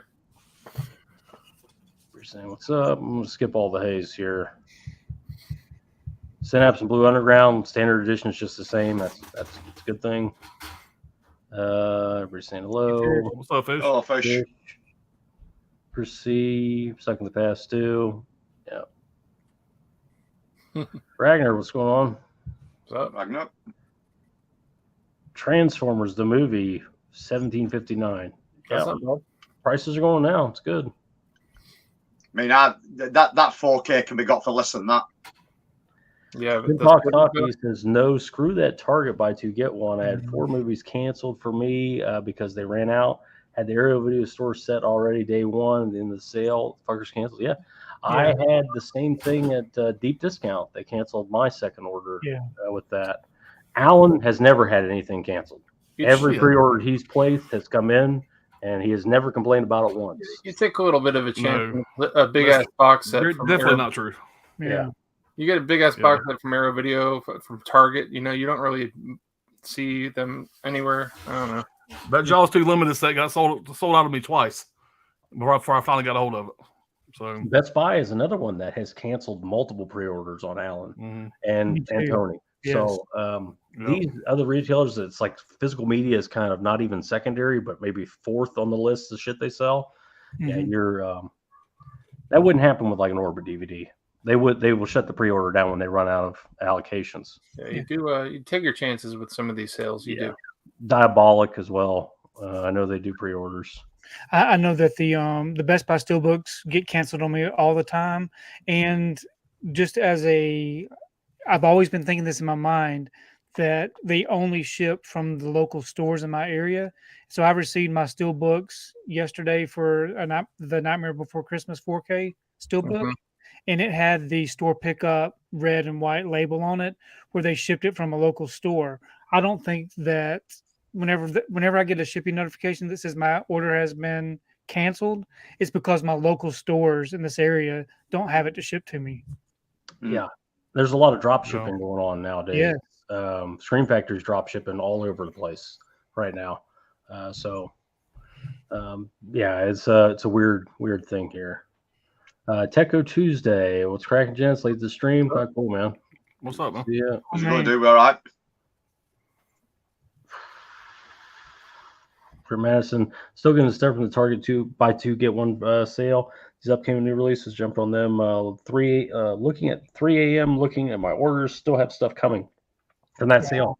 Damn, that sale's been over for like a month. It's been a while. I have some stuff too. I do too. Just a few pre-orders. Ragnar commenting about the way things used to be. Just blind buy, silent running. How could you not blind buy? Can't possibly see every movie you wanted to buy. Well, like I said, I think what Tony's trying to say is he has a collection that he's curated, and if there's upgrades to be had, he'll do that. I'm kind of the same way. I do blind buy here and there, but most of the time it's upgrading. Yeah. You can blind buy like crazy, but I'd expect more than half of them to be shipped. Probably end up on eBay collecting dust on your shelf. Yeah. Mark, Big Lots just stopped carrying all movies. Oh, damn, yours did. Yeah, that sucks. Joey Andrews still looking at Dollar Tree. Mayhem 4K. Oh, the Mayhem 4K. Yeah, I've seen that around quite a bit. The one with Stephen Yeun. Yeah. Dell, what's going on, man? Hey, Dell. Well, Yeah, Mika saying her Dollar Tree sucks too. Yeah, for some reason they're hit or miss. And hey, Joey liked Evil Ed. Yeah. Mika said love Orbit DVD. Tony, you're right. They take great care of quality packaging. To me, that is key. Yeah, they do try, and they do ship either that same day or the next day. I buy more from Orbit DVD than anywhere else. Me too. By far. by a mile. Well, again, if you're looking for sales, he has a used inventory sale coming up once a year, and then every once in a while we'll have a regular sale. And I think he said he was going to do a drop shipping sale with Arrow and a couple other companies coming up too. But you can catch his stuff on sale, but he's not big on sales. If you get some imports from him, though, definitely. Imports, yeah, that's the place to buy imports, in my opinion. Yeah. Over DVD. Me and Tony, UK Tony, were talking about this. I was gonna have him pick up some second sight titles for me. They were cheaper in the US, shipped significantly cheaper than in the UK, where second sight is from. It was crazy. I don't know how he's doing it for that price. He's buying a bunch of them, I guess. Wholesale. Must be. Yeah. Maybe, but then he's got shipping on top as well. His shipping won't be free. He's got to be paid for that. We have a thing called Media Mail here that's for books that also covers movies, and it's pretty cheap. To get a package from Orbit DVD, it's going to be about $3. So $1.50 from you, and that'll be 3 titles that are $30, $40 a piece, or so it's worth it to him to just offer the free shipping. If you buy 3 titles, you get free shipping. Yeah, and with Media Mail, it used to be that it would take up to 10 days, but I usually get mine within 3 days. Yeah, 2-3 days. I'm here, yeah. Joanne's, sometimes even the VHS is the only way to watch from. Yeah, certain movies only have VHS. Yeah, of course it is. Yeah. I showed a few the other day that still got VHS releases. Dell says, anyone bought their Walmart titles on 4K, Blu-ray, DVD, all in one release? So Tony has. Mm-hmm. I don't. That's a weird. And this is gimmick. It's just a gimmick. Yeah, and that's the only reason I bought it is because I wanted the 4 titles. That's not going to last. So it's a good idea to buy them if you are a collector, because they won't be around in the future. That'll be like probably a one and done run, because who the hell wants the DVD case that has all 4 formats? Yeah, 4 formats. It's weird, but I think if you're a collector like Tony is, that's the perfect thing to buy, because they will not be around in the future. Yeah, if it has a colorful, shiny slip on it, that even makes it more. I don't think those did though. Oh no, they did. They did. They do. Yeah. Oh, I saw them recently. Tony's gonna get them. I didn't see them. Yeah. Diabolic Soul DVDs back in the day. Yeah. The ones I saw had no slips. Oh, check that out. The Sicario one's pretty good. Those are. I didn't see those when I saw Beverly Hills Cop, and it's like I've never been in front of a camera before.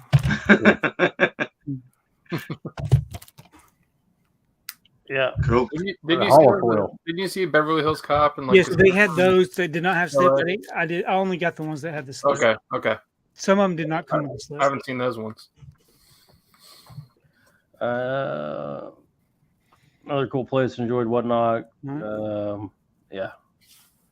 Steve Mars, what's going on, man? What's up, man? Point out some good stores.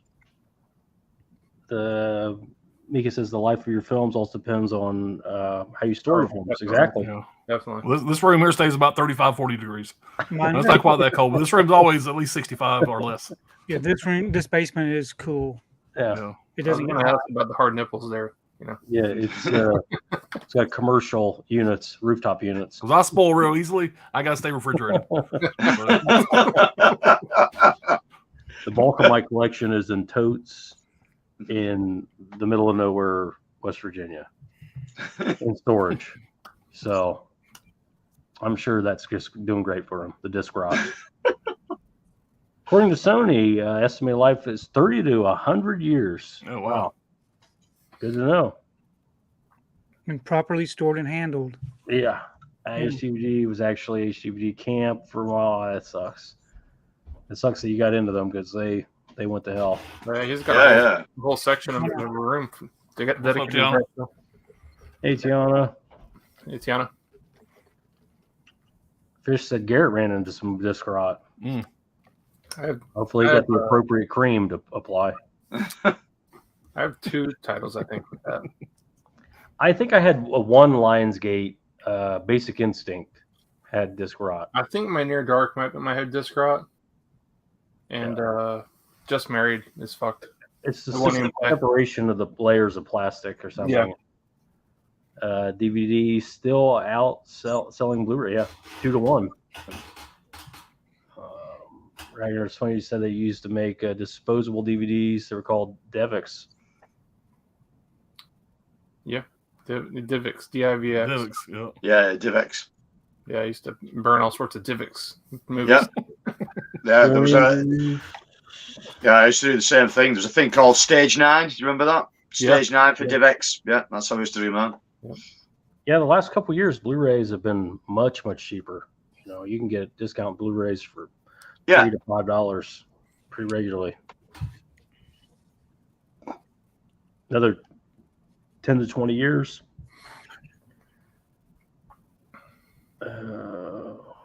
Ragnar, they have an unlimited lifespan.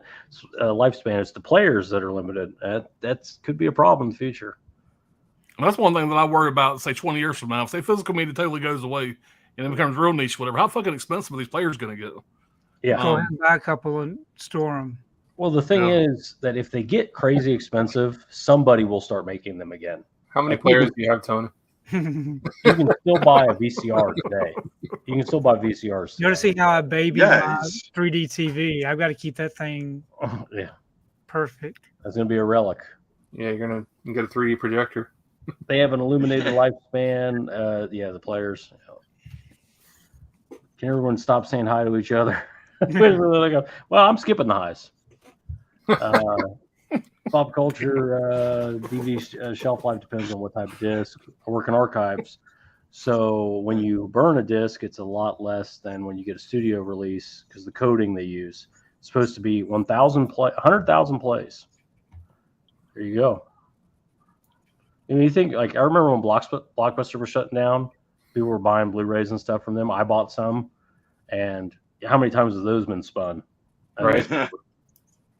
I don't know, about 100,000 times. That's a lot of times. Joe Andrews, I get a 4K of something if it's available to me. Yeah, about the same way.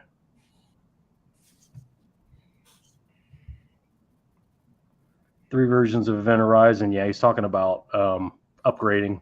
Yeah. Keep going. Gore Forever. I heard Films at Home and invited you to discuss Amazon strategy. Yeah. One of my goals. I told Alan this the other day. I said I want to get so big on YouTube that Films at Home invites me to his channel so we can have a live discussion face to face. Be a nice 3-minute stream. That's a 30-second stream. I just got to say a couple things. I have a 1080 DVD Brain Damage from Synapse well before Blu-ray. Yeah, Synapse been around a long time. Don't you know Joe with the exact same opposite of what you ask? Joe, they will do. Yeah. Hall of Notes fooled me once. It ain't going to happen again. Tony gets dark every once in a while. That was the dark moment for Tony. I said that about an hour ago. Yeah. We've been doing the stream for 90 minutes total. Chrissy, so yeah, I like Umbrella. Yep. Yeah, I ordered mine. Anybody know if you order a certain amount of Blu-rays through Amazon, they'll actually package them in a box? No. So an envelope. They'll give you a stack of envelopes. Stacks. You ought to see my front porch sometimes. No boxes. I haven't got a box from Amazon, and I don't know where. I haven't either. I wish you could do that and check off a box for an option for that. I do too. Yeah, even pay $1 more. Yeah, I would. Joe Andrews, Best Buy is best for buying 4Ks cheap on Black Friday. Absolutely.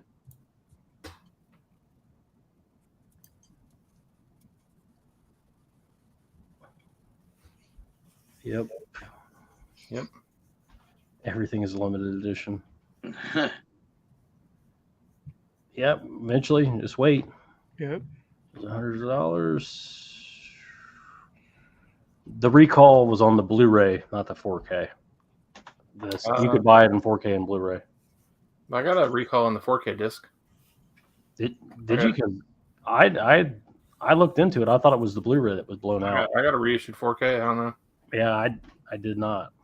So I think yours was probably fixed. It was blown out, and there was a double of a scene. It was a scene out of place. Yeah. Hey, Brian, where do you go to sell your digital codes? We'll get into that later. Brian does sell digital codes. That's part of his strategy. We'll go into that. Yeah. Ever did a phenomenal job with the Henry 4K artwork. Definitely one of my favorites. I love that movie. Yep. 2 years ago, there was an underrated action film called Cop Shop. Yep. I've not seen that. Yes. Almost to the chat here. Upgrade came out in the theater. I saw it in theaters. It was one of those limited runs. It's Yeah, Blumhouse. too. It's Blumhouse, so it should have got a theater run. Yeah, cool. I thought the guy on the cover was Tom Hardy when I went in theaters. That's By who the way, you, I that's knew who nothing you about get the movie. if you can't afford Tom Hardy. That's who you get. Yeah, A lot of good horror, or Jai Courtney. A lot of good horror movies today come from RLJE, like Mandy, Colorado Space. I love RLJE. That's Yep. one of my favorite. Me too. IFC Midnight's one of my favorites. Yeah. Got some great shit. It has nothing to do with Netflix. It was on Netflix. Let's put it that way, Scalder. Don't argue with me. It wasn't on Netflix in Estonia. is what We're he's trying talking shit about basketball again. Say hello. Bless you. Thank See you. you later, see you later, man. Yeah, Upgrade's a badass movie. Joey Andrews, studio release 4K and Blu-rays and Steelbook. Yeah. Roke Waffles, what's going on, man? What's up, man? All right. Hell, Hello. Everybody check out Heroic Waffles channel. He's got a great channel. Oh yeah. cool. Joey says, I got a question. Are any of the Scream Factory 4Ks bad? I heard Dawn of the Dead scan's not great, but I haven't watched it. The ones that I've watched, I haven't watched all the 4Ks that I've upgraded, but I've watched quite a few of them, and they've all been fine for me. But I'm not the person to ask. So I just heard, you can't get what's the Toby Hooper movie, Life Force? It's only the theatrical cut. So yeah. Tex says I started the 4K collecting game late 2019. My mission and goal is to collect every 4K title ever released with slipcovers. Yep. Took me nearly 4 years. Only way was due to used secondhand market sales. Wow, that's crazy. Yeah. No. that's a wild collection, man.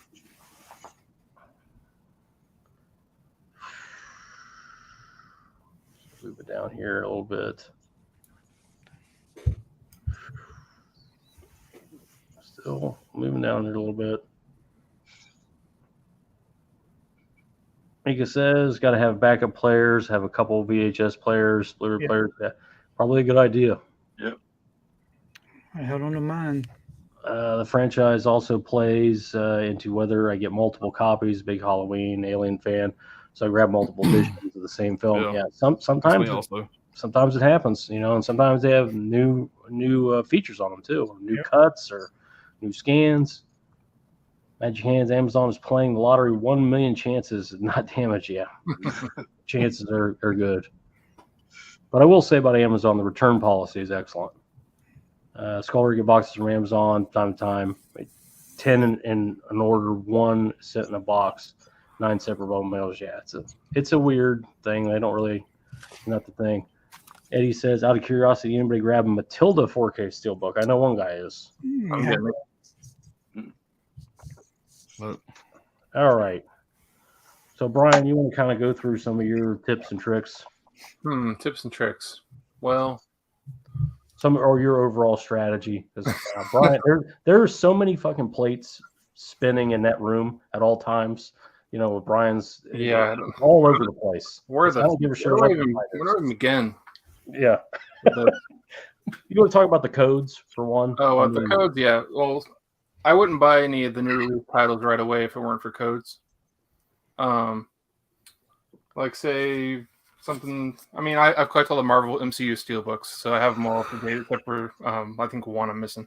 But Guardians of the Galaxy, I would never pay $38 for this steelbook if I wasn't going to sell the code for it. And there's a few Facebook groups that you can go on. I'm not going to tell you them right away because I don't want them getting shut down or anything. Yeah. Yeah, you can search for them. Go to Facebook, look for digital codes or something like that. Under the group section, you'll find them. But just go on there. I just search up the movie and see what other people are selling them codes for. And I got like $14 for this code. And it all depends on whenever you get the movie. If you get it sooner, people want to spend more money. So if you get like this Best Buy Steelbook came to me like 3 days before release date on like a Saturday or something like that, sold the code for $14. By Tuesday, that code was going for 10 to 12. So you got to get on it quick whenever people want this stuff. And that's how you get the digital copy sales so good. It's definitely a hustle. It's not as easy as it sounds. Yeah, it's more of a hustle. But All I do is take a picture of whatever I do with my phone, just whatever I have, and just put the price up, and people just message me, and I give them my PayPal email, and they send me the money. So that's how that goes. No shipping involved. That's good. No shipping involved at all. That's the best thing about it. You don't have to go to the mailbox to ship any titles out or anything like that. So for the most part, that's what I do for the newer titles. And you got the Target buy it to get one free sales at the same time. You got like Son of Mary Next Murder here. I wanted this 4K real bad because it's one of my favorite like 90s dark comedies, I guess. But I think it was going for like $27 when it came out. Pre-ordered on Target the buy two get one free sale for I think $27, but buy two get one free. Ended up knocking it down to like $17, $18. Sold the code for $7. You get a new 4K title for $11 with the slip. $11, and it'll be 10 in Black Friday, which is months away. If it's 10, let's just say it's 10 because that's generally the standard. That's months away from when this was released. Yeah, but sometimes titles like that, I don't know about the Sony titles. I'm not sure. Sometimes it's not. Or plus if you waited till then the codes would be worthless, and it may not come with a slip. Yeah, it's really hard in Black Friday times to sell the codes. You end up selling them for $2 or $3 versus $8 to $10, $12. So it's all about timing with the code sales. And there's also, I know Brian is big on the forums. There's all sorts of Blu-ray forums and Blu-ray sale forums that give you discount codes. You go to Blu-ray.com forums. If you go to the deals part of the forum page, and you just look and see what I don't even type in there. I just observe what other people are typing and stuff and read up on their comments. And I just see, them posting multiple websites where you can find like promo codes and certain deals, like the Movies Unlimited stuff. I didn't really know. I knew they were a parent company with deep discount, with Direct2You and all that. Same parent company for all this, that, and we'll blow it out of here, all that too on eBay. But Movies Unlimited, they gave me this big old book. This big catalog came in the mail. It's a huge catalog for the whole year. It's like an encyclopedia. I got that same book. I got one. But they have these for every month. They have they tell you what they're doing for the month for those promo codes throughout the whole year. And you wait till you go to the month we're in right now, August. You got right there, get $30 off any order $100 more. Yeah. $30 right there. Just promo code straight up for that. You could use that promo code on that he's showing right there. What the best? Yeah, you can check it out. It's MUAU23AUG.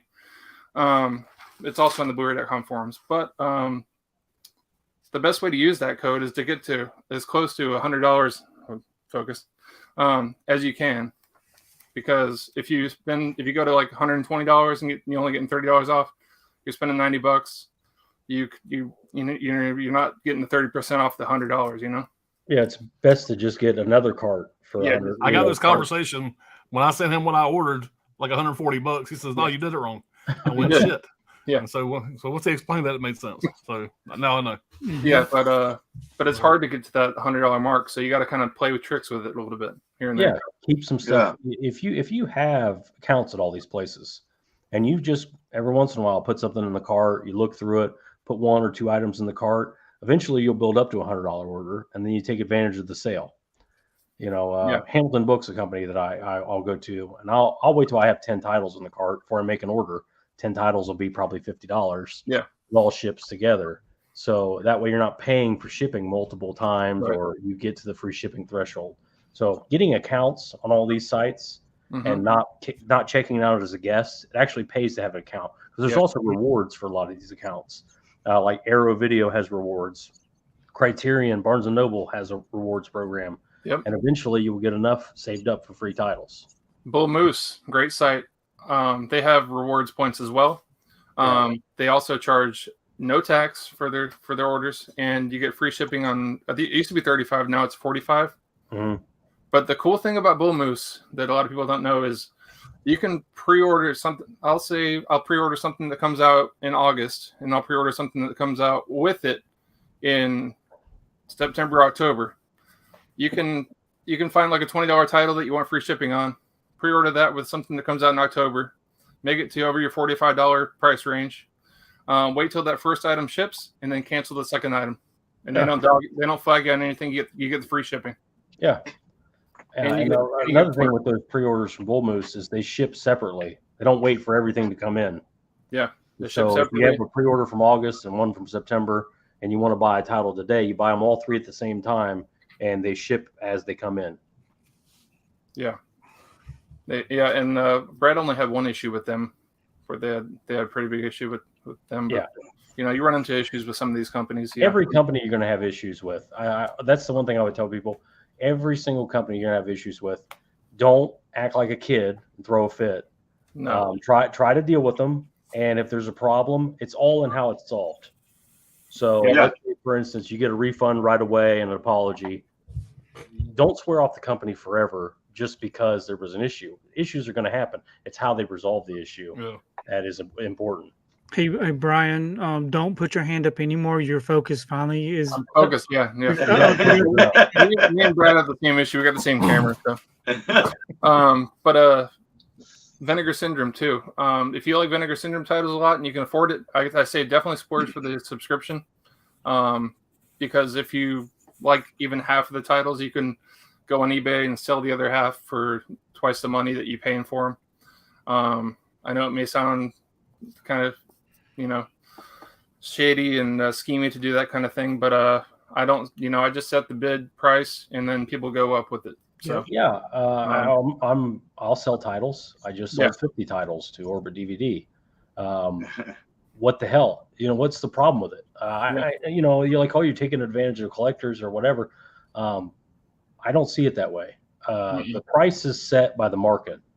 I can't go on and as much as I'd like to and say, all right, $300. I paid $11. Yeah. It doesn't work that way. It's a market price.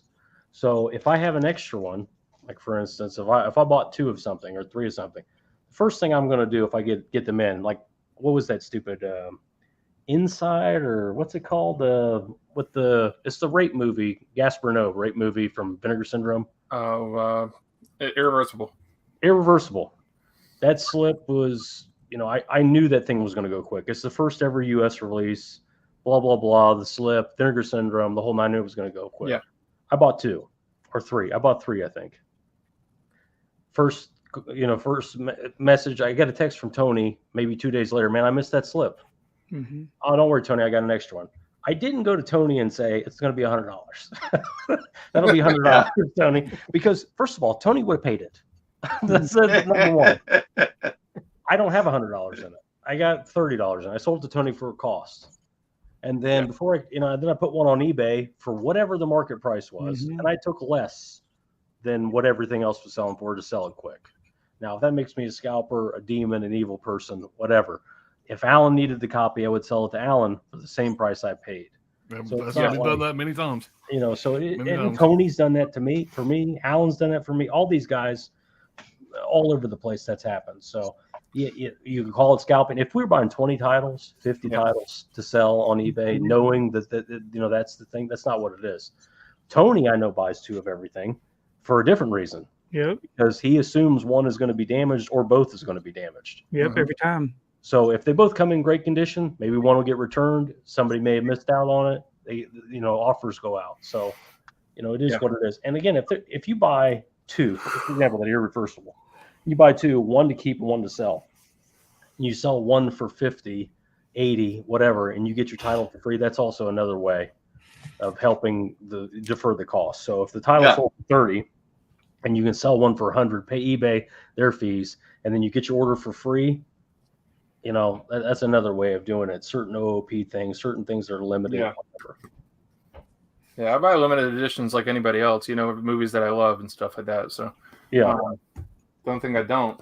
I just kind of strategize what I'm buying when I buy it. And it's a marathon, not a sprint. Yeah, it's a marathon, not a sprint.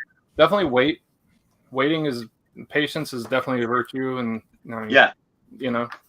you can definitely save a ton of money waiting, especially on the Arrow titles. Like the Arrow has a sale every other month through just through them. They have one going now through Barnes and Noble. They have one going through fucking Grindhouse Video. Diabolic has the Arrow sale. Everybody has an Arrow sale. Orbit's having an Arrow drop shipment. The best Arrow sales are the Arrow UK sales. Yeah. And nobody picks up on that but us. Yeah. But and most of the Arrow titles are all region. Even some of them that say B only are all region. Most of them. If there's a Region A title and it came out probably around the same time that the Region B title came out, it's going to be Region A and B. So just look out for that. You can go on Blu-ray.com too and see the regions as well before you buy them, or even on the Arrow website too. It says it too. It'll show you the back of it that says if it's A, B, or C, or if it's A, B, and C, or if it's just B or whatever. And then you can, if it says just B and you're not region free, you can always, again, what he said, go to Blu-ray.com and confirm if it plays in all region anyway, which most of the time they do. Yeah. So, but definitely go to Arrow UK versus the Arrow US site. They're trying to gouge you for twice the amount of money on the Arrow US site, and it's like $9 and $10 for a title on the Arrow UK. And if you're ordering multiple titles, the shipping and the tax that you're going to pay in the UK doesn't matter. It ends up being an extra $1 per title. If and Arrow has rewards points now. Yep. And as far as the Barnes & Noble Criterion sale, Amazon does price match, but whenever you order from Amazon, you're taking away sales from Barnes & Noble. So whenever all these companies go under, you're kind of just going to be under Amazon's price gouging. No more sale. Yeah, so no more sale, and like you were saying, the points, it's the same price on Barnes & Noble. Yeah. You get points towards new titles. I mean, it's a no-brainer to just I saved $25 or $30 just through this July's Criterion sale, just through the Barnes & Noble points, the stamps or whatever they're called. Anything else you can think of, Brian, right off the top of the head? I'm sure more will come up as the stream goes. You go to deep discount on the months that Movies Unlimited doesn't have that great of a sale. I'll wait for deep discount to have 15% off codes. Go to their deal grabber section and check out the new releases from there. Yeah. It's usually on stuff that's in stock only, though, which is the downfall of it, because a lot of stuff does get back ordered from that site. Yeah, but you can still pick up some great stuff at great deals through that. Little watermark, like there'll be an emblem of shark head or something. Yeah, if you go to the deals and then hit deal grabber, it'll show all of them up. I don't know. Really don't know about everything. I'm sure there's stuff you'll remember. Pretty much just wait for wait for the Scream Factory sales, wait for Vinegar Syndrome sales. The boutique Black Friday sales. Don't purchase the new items that are new to the websites. Yeah, because those are going to go on sale the following year. Yeah, you have to wait a little bit, but you're not paying $40, $50 for one title. Yeah, it's going to be on sale next year for $15 to $20. Looking at you, Severn. Yeah, and it's right, and it depends on which boutique you're buying from. If it's Second Sight, of course, you get it day one because they sell out. Yeah, and they go for triple on eBay. Right. So my shopping started back when we used to get the Sunday paper, and I would go in and start going through my list every week. But with Blu-ray.com, I go every single week on Blu-ray.com and see what's coming out, and I go ahead and add everything that I want into my Amazon shopping cart. Not that I'm going to buy it, but just so I don't have to go back and forth all the time. And then I'll look to see who's going to have it on sale. If it has a slipcover and I know that it looks like something that I'm going to want, I go ahead and buy it because I know if Target's not going to have it, or if Best Buy doesn't have it, I go ahead and just buy it from Amazon, and I'll sit on it. I won't open it up until I know that I got the best deal, because usually within the week, Amazon will let you know if the price went down and they'll refund you the difference. Yeah. If it looks like it's going to be a good price, then I've got only one person that buys every single one of my codes from me. Doesn't matter if it's an HD code or a 4K code. I get $8 for every single code. So I don't get the $14. I don't get the $3. I always get $8, which I'm good with $8. That's great. Because $8 off of everything is perfect. And so that's your system. You don't have to go around doing all sorts of stuff that I do. Right. And I don't, I used to go to the forums and do all that, and it's just the biggest hassle. Yep. People try to take advantage of you and all this stuff. But kind of fun to me. No, I'm talking about people. Well, anyways, some people take advantage of people, right? Yeah. But that's my strategy as far as shopping day one. Now, like I said, I don't open anything up until I know that I got the best deal. If I see that the price did not go down and it's a title that I'd be okay not having day one, then that will go back to the store. I go back to Best Buy every week. I go back to Target every week, and Amazon gets stuff shipped back every week based off of what the best price is. And to me, that's not a bad thing. I'm going to get the title open. What the hell? But usually what I'll do is I will wait for that buy two get one free Target sale or Black Friday, and then that's when I'll go ahead and just start buying them up again. It takes a lot of work. I don't do anything else except go to work and come home. I don't have a life outside of my house other than work. So this is all I do. I study the prices. I do all this stuff because I want to have the best collection. Now, I think mission accomplished. Right. And like Brad mentioned, I do buy 2 of every steelbook because there's been many times where they would come damaged. So if I end up with 1 good one and 1 bad one, I can send 1 back. If I end up with 2 good ones, based off of what I can see outside the packaging, then I'll ask people in the community first, via Instagram. Hey, I got this steelbook. Do you need it? I think I've helped everybody in this group here, other than UK Tony. And I don't gouge. I'll show them the receipt of how much I paid for it, and that's what they'll get it for. Yeah. I don't take advantage of anybody. Now, if I get 3 and nobody wants it, and I've already Best Buy's return period has gotten crazy. I think it's 14 days now. Right. It used to be 30 days, or it used to be 45 days. But now it's only 14 days. So if I miss that return period, then I will put it on eBay for the exact price that I paid for it. And if it goes above that, then that's whoever wants to bid on it. Yeah. Good for them. They're willing to pay what they want to pay for it. But I do not start my bids off other than if I offer free shipping, I'll go ahead and take that shipping price on. Yeah. But I'm not out there to take advantage of anybody. I want everybody to get a good deal. See what else? What other strategies did we talk about? I think Brian mentioned these discount codes. Like he said, Arrow, Barnes and Noble, all these discounts you get where you earn rewards for the money that you spend. I spend a lot of money during these different sales, and usually I can get a free title for those based off of what I spent. Criterion website, they have a reward program also. So usually if I buy from Criterion, it's only during the Barnes and Noble sale, or if they have a flash sale on the Criterion website, then I'll go ahead and take advantage of the flash sale, which is 50% off, or maybe I think one time it's 50% off, and then one time it's 25% off. But you earn points, and that gives you enough money to be able to buy another title with if you spend a lot. One other thing that I like doing was I used to like shopping from Zavvi UK. Of course, they've put a stop to that for us here in the US. But I would usually buy all my my foreign titles from Zavvi up until they quit selling to us. But Orbit DVD is a really good place to shop at. If you buy 3, you get free shipping. So I always log into my account. Anything that I see that I'm going to want in the future, I go ahead and put it on my wish list so that I don't have to hunt it down whenever I'm on their website and they got something new and I need to find 2 more titles. I'll just go to my wish list and add those 2 titles to the cart. I never pay for shipping. No, never.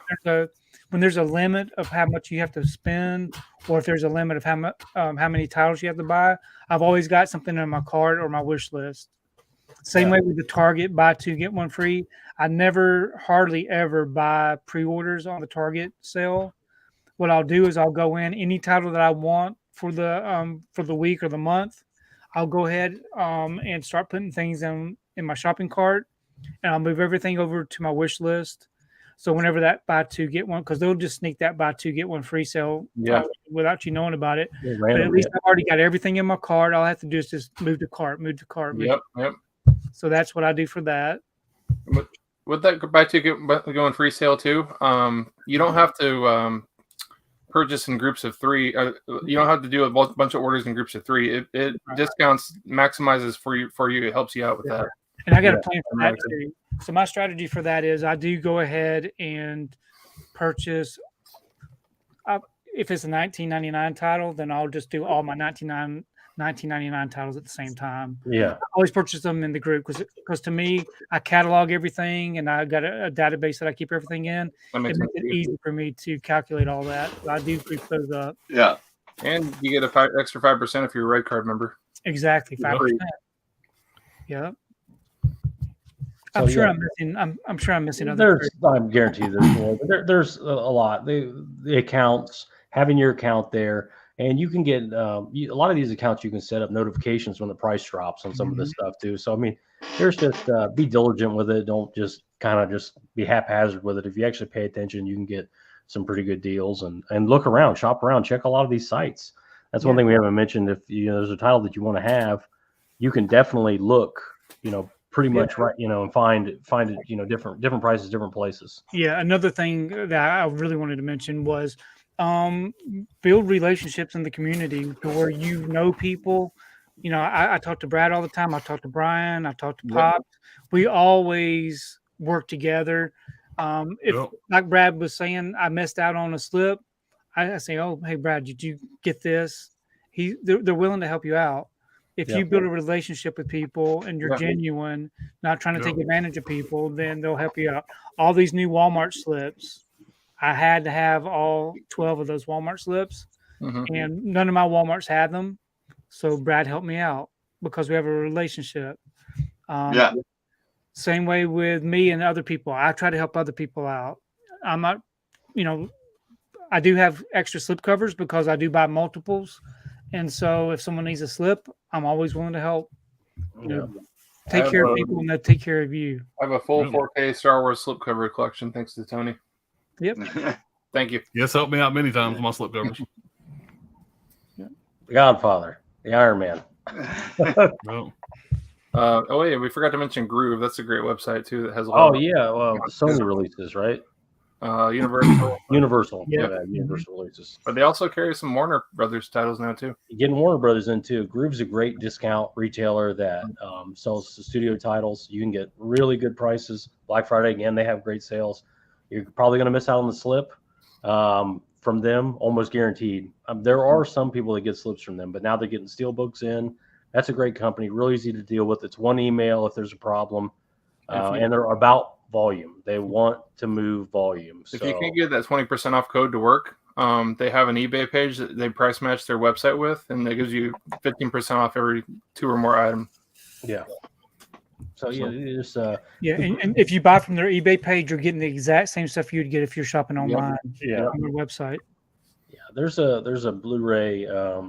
Blow it out of here. It's now owned by DirectU. Their eBay page, they have a buy 2 get 15% off also. Yeah, ship fast. It's not the greatest sale, but if it's a title you need out of sale season or whatever, for whatever reason, you can get a lot of those imprints from Blow It Out of here for and the 50% off helps with that too. I guess what the general consensus is, there's no one store that has the best deals or has the best this. Right. I go to Orbit for imports. I go to this, Target for a lot of stuff. I go to Best Buy for my studio stuff on sale time. You kind of have to spin multiple plates to get everything you want. Don't spend $20 on an Arrow title during a sale and say it's a sale price. No. It's not. The Arrow sale is going to be $10 Blu-rays, or 9 pounds or whatever way you want to shake it.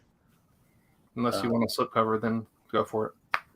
We'll catch up with the chat best we can here, and then we're going to hear Alan's take on it, and we're going to get out of here. Get ready to save some real fucking money. All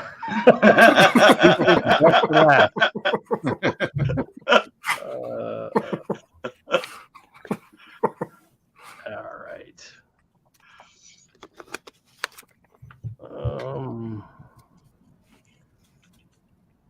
Okay. Still, I'm going to see it here. I'm almost there.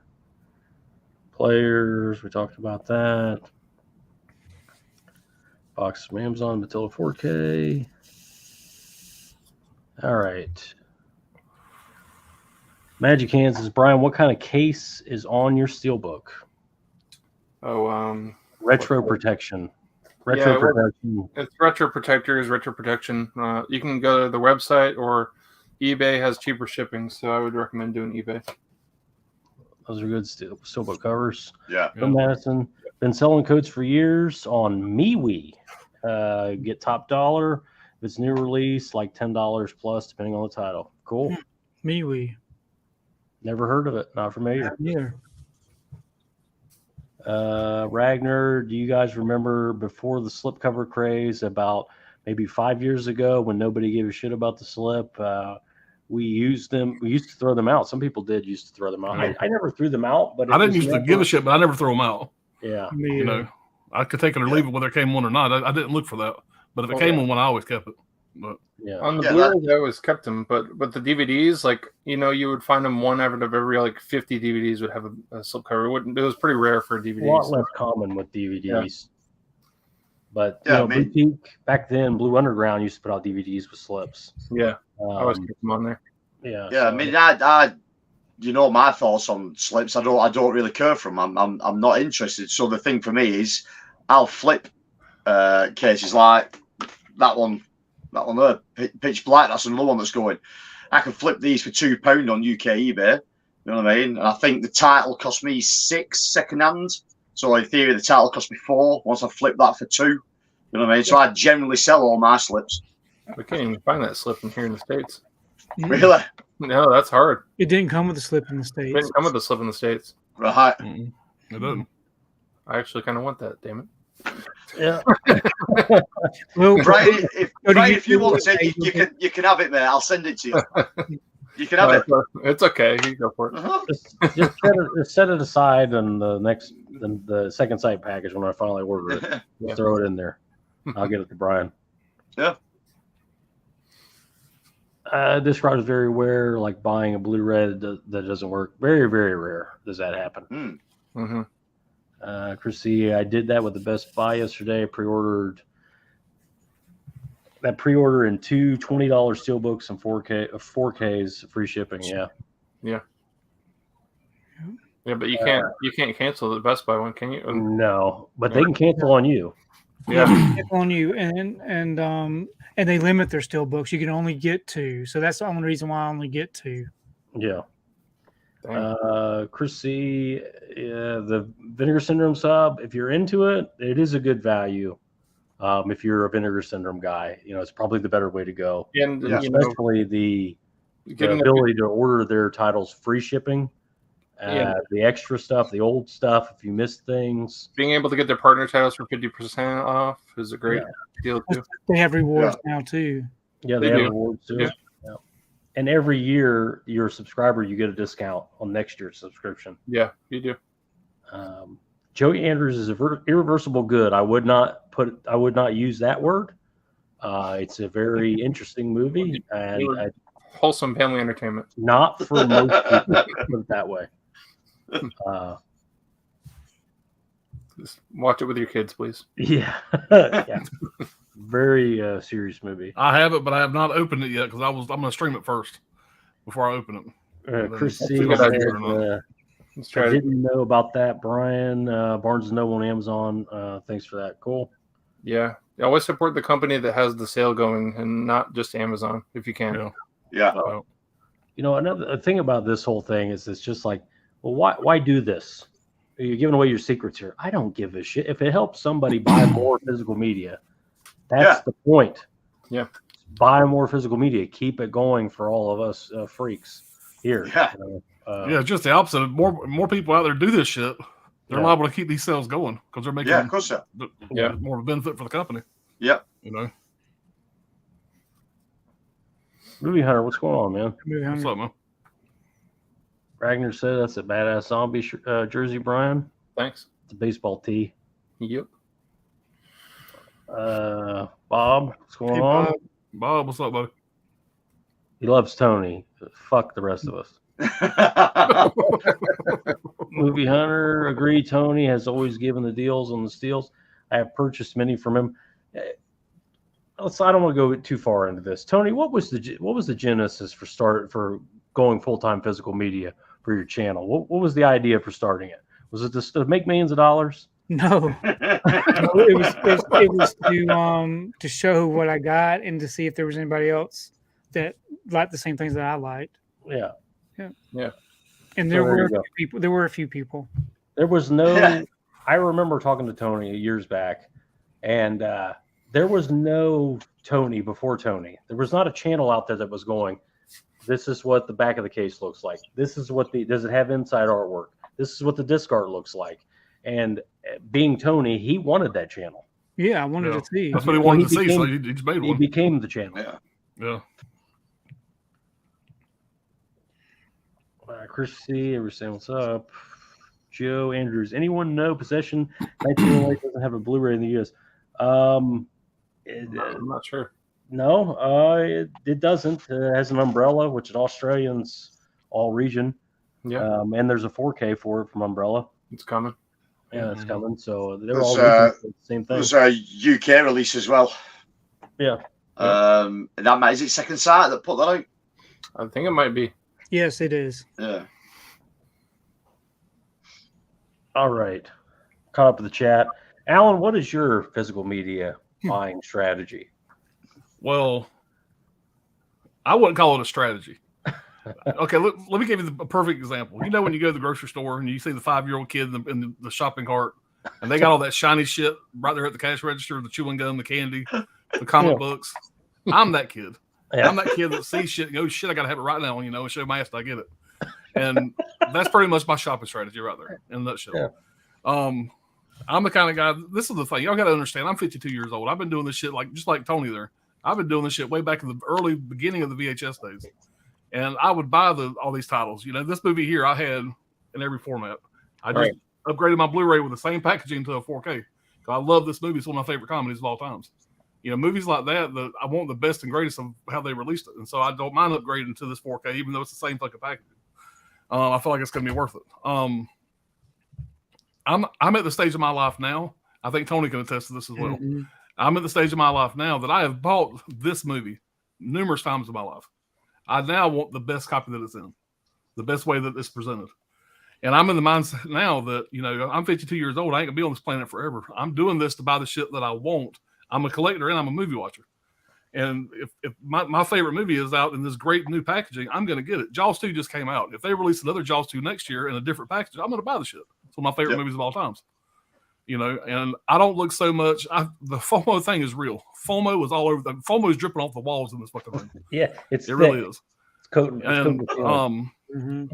So basically, if something comes out, I'm usually the guy that's in there pre-ordering it by the time most people even know it's been released yet.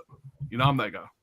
Now, does it bite me in the ass sometimes when I see it goes on sale and if the slip's still there 6 months later? Yeah, it does quite often. I see you guys buy the same fucking thing months later for a lot cheaper. A lot of times, it happens all the time. But there's that rare occurrence that I get this thing and then 2 days later it's sold out. Mm-hmm. Or a week later it's gone and people are scrambling over it. But just stuff like this. I just enjoy this. Now, back in the day, I didn't give a shit about it, but now I appreciate shit like this. Yeah. These Chucky movies are not my favorite by no means, but I'm a fan of them. And I'm glad that I paid the extra money for shit like this. This is what I like collecting. It ain't for everybody. I understand you save a lot of money if you wait a year, 6 months. You can buy the same shit without all this. Save a lot of money. Yeah, but you've had it. You've had it for a year early. You've got more time with it. Yeah, but you're not the only one. I mean, I succumbed to the heat too. I just had that in my grasp. I didn't pull this for an example. It was laying on my desk already. Yeah, see the little baggie. That way it won't get freezer burn. That's right. I was going to comment on what Alan just said. There was a time where I could not afford to buy anything. And that was me. 4 kids, I couldn't do it. Exactly. Raising a family 20 years ago, I couldn't afford to buy all this stuff. So I had to be really picky. I missed out on a lot of good things that I wanted, didn't get to buy it. So when I got to the point to where I didn't have to worry about raising kids, the kids were gone, I didn't have to spend my money on anything else, then that's why I buy so much now. because I can. Right. I don't have nothing else to spend it on. Right, and I want to kind of follow up that, Tony. It's not that me and Tony are like bragging by saying that, whatever. Right. I mean, there was many nights that we had fish sticks in this house growing up because we were broke. Yeah. But now, me and my wife busted our ass, whatever, we're both, in our, I would say, middle to the last section of our life, probably. And what I wanted a movie room. That's something I've always wanted. And so we saved and we worked on it until we got this room built. Now, what I put in this room is stuff that I collect, the stuff that I enjoy. And if I'm going to pay $20 extra for something that I'm like, fuck, I'm glad I got this. Sometimes it bites me in the ass. But for the most part, when I put it on my shelf and I put it on my display or whatever, it's something I'm proud of. And it's something that I enjoy. It makes me happy. And that's all. When you get down right down to it, if it makes you happy, fucking do it. That's the best advice I can give any of y'all 20-year-olds out there. If it makes you happy, fucking do it. You're paying a premium. You're paying a premium, but you get something for that premium. You get the guaranteed slip that would be a worry. You get it early, way before me, Brian. You get the Tony, the sale people, and it's done. It's off your plate. It's there. It's there already. Yeah. And if you were selling codes, buying it right away is not the worst thing in the world because you will get a premium for the code. Right. So, we're not over here saying that our way is the best. I'm just trying to give everybody different strategies. Tony said it earlier. No one strategy is the best for everyone. Maybe you could pull one thing that all of us do and build your own strategy. Come up with your own way of doing things. We're all stuck watching these backlog titles that we've had hundreds of titles sitting on the shelf we haven't watched yet. Yeah. Me and Brad joke about this all the time. Or you laugh at me when I say this. But I'm just going to use this for an example because I have it laying right here. Like I said, I bought this movie. Many times in my life. One of my favorite comedies. Oh yeah. I now have this really nice slip-covered 4K edition from Arrow. I tell Brad, look, I never have to buy this movie again. Do you have the steelbook? In 2 years from now, he's they're going to come out with some badass new steelbook or whatever. Do you have the steelbook, Pops? Of this one, I don't. I don't actually. You should get it. Yeah, I didn't know what a steelbook. My point I'm trying to make is, I tell myself, like Godfather set, Godfather 4K set. Those are movies that I enjoy. They're not up there with some of my favorites. So I feel like that 4K of The Godfather, I'm done. I don't have to buy that anymore. Now, I can't say that about Jaws. I can't say that about Rocky because if they come out with 10 more fucking copies, I'm going to buy them. Yeah. But movies like this, I feel like, okay, I'm done with that. I have Weird Science. I'm done. I have seen that steelbook. I don't own that. Look at Kelly LeBrock. Yeah, it's better than my Kelly LeBrock. But I still buy shit. I still buy DVDs of movies that I want to check out. I'm not like some kind of snob. It's just when there's movies that I enjoy, releases that I think I would enjoy. I like to get the best that's available when I can afford it. There's times that I have to wait for shit too. I miss shit too. But when I'm able to do it, what did you pay for Needful Things on 4K? What did you pay for that? Who, me? Was that $27.99? That was I don't remember. Probably $24.99, $27.99, somewhere probably around there. Maybe the next Arrow sale at $17.99. Let's say ideally. Yeah. That additional $10 is the juice is worth the squeeze for Alan. He gets the slip. He gets it early. Again, it's done. The deal is done. Yeah. No worry about it. Cujo. And this movie I enjoy. It's a Stephen King movie that I've always enjoyed. The Cujo is definitely the Cujo is still 4K, $27.99. Day one buy. Day one. The slip's there. For me as a $18. Target buy two get one free. Target buy two get one free sale. See, for me, if I get the slip, that's great. To be fair to Alan, completely. If I get the slip, it's great. I prefer the slip. But if I get a great deal and it doesn't come with the slip, it doesn't bother me. I'm more deal dependent. Where Alan, Tony are more definitely got to have the slip. If it comes with the slip, they got to have it. It's part. That being said, especially Brian, some of Brian's clues here, not to cut you off, but some of Brian's tips here, whatever, can still benefit. The way I buy. By doing the right way with the $100, $30 off. The buy two, I can still utilize that the right way and still do better than I do. I go in like a goddamn bull and just fucking buy. If I was to fucking take my time a little bit, maybe message y'all motherfuckers before I go and buy shit. Yeah. Instead of sending y'all a picture of what I just bought. Well, you can get the deals on the pre-orders, Alan. Like that would benefit you the most, Yeah. So, like I said, there's deals for everybody. Tony, like I said, has to have the slip, the code, all the stuff that comes with it. It's part of the item to have everything. So there are ways around that. You know, there are ways to do it, like we've discussed, multiple different ways. So if you have FOMO, there are ways to get it and still try to get a deal. Hold it for a while. Keep it sealed for till the return period is about to expire. See if there's a better deal. There's all these ways that we talked about. Hopefully, somebody at least can pull one thing out of what we talked about here and get some deals. This maybe stretch if they have a $200 budget for Black Friday, maybe it goes a little further. You know, and you get a couple extra titles. That's what it's about. Me, UK Tony, we're all about if it's $100 worth of shit, we can buy $100 of shit right now. If we wait 3 months, that $100 can be $200 or $150 worth of shit. I'd rather wait and get the extra titles. Yeah, so, I mean, it's just a million different ways to skin It makes a cat. sense. It does. I mean, I probably should incorporate more of that into my strategy, whatever. But like I said, the FOMO is real in this place. Yeah, it's real for a lot of people, but it's real bad over here. It's bad over here. All right, let's catch up with the chat and get out of here. We're over 2 hours. We don't have much chat left. Appreciate everybody being here. We had about 60 people in here. Nice, man. Cool. Good turnout, man. Stream. Yeah. Like I said, hopefully somebody gets something out of this. All right.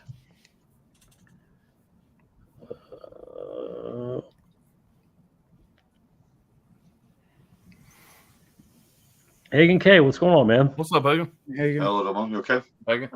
And we are caught up with the chat.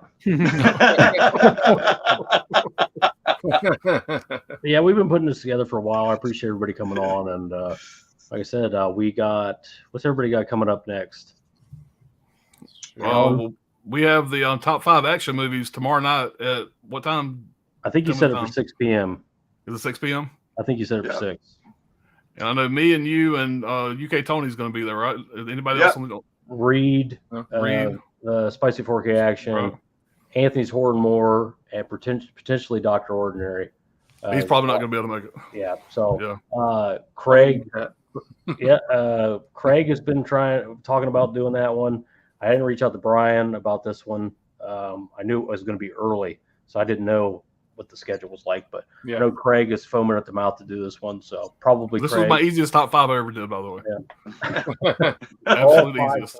I wrote them down. Boom, boom, boom, boom. Most of them I didn't have to rewatch. I've seen them a million times.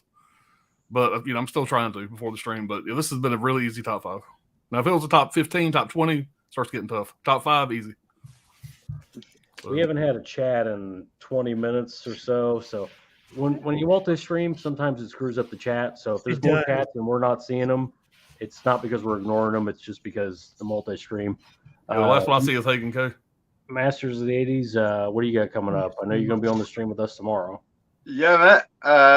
I've just done some videos that are currently in editing, so there's a bit more stuff that I've currently picked up.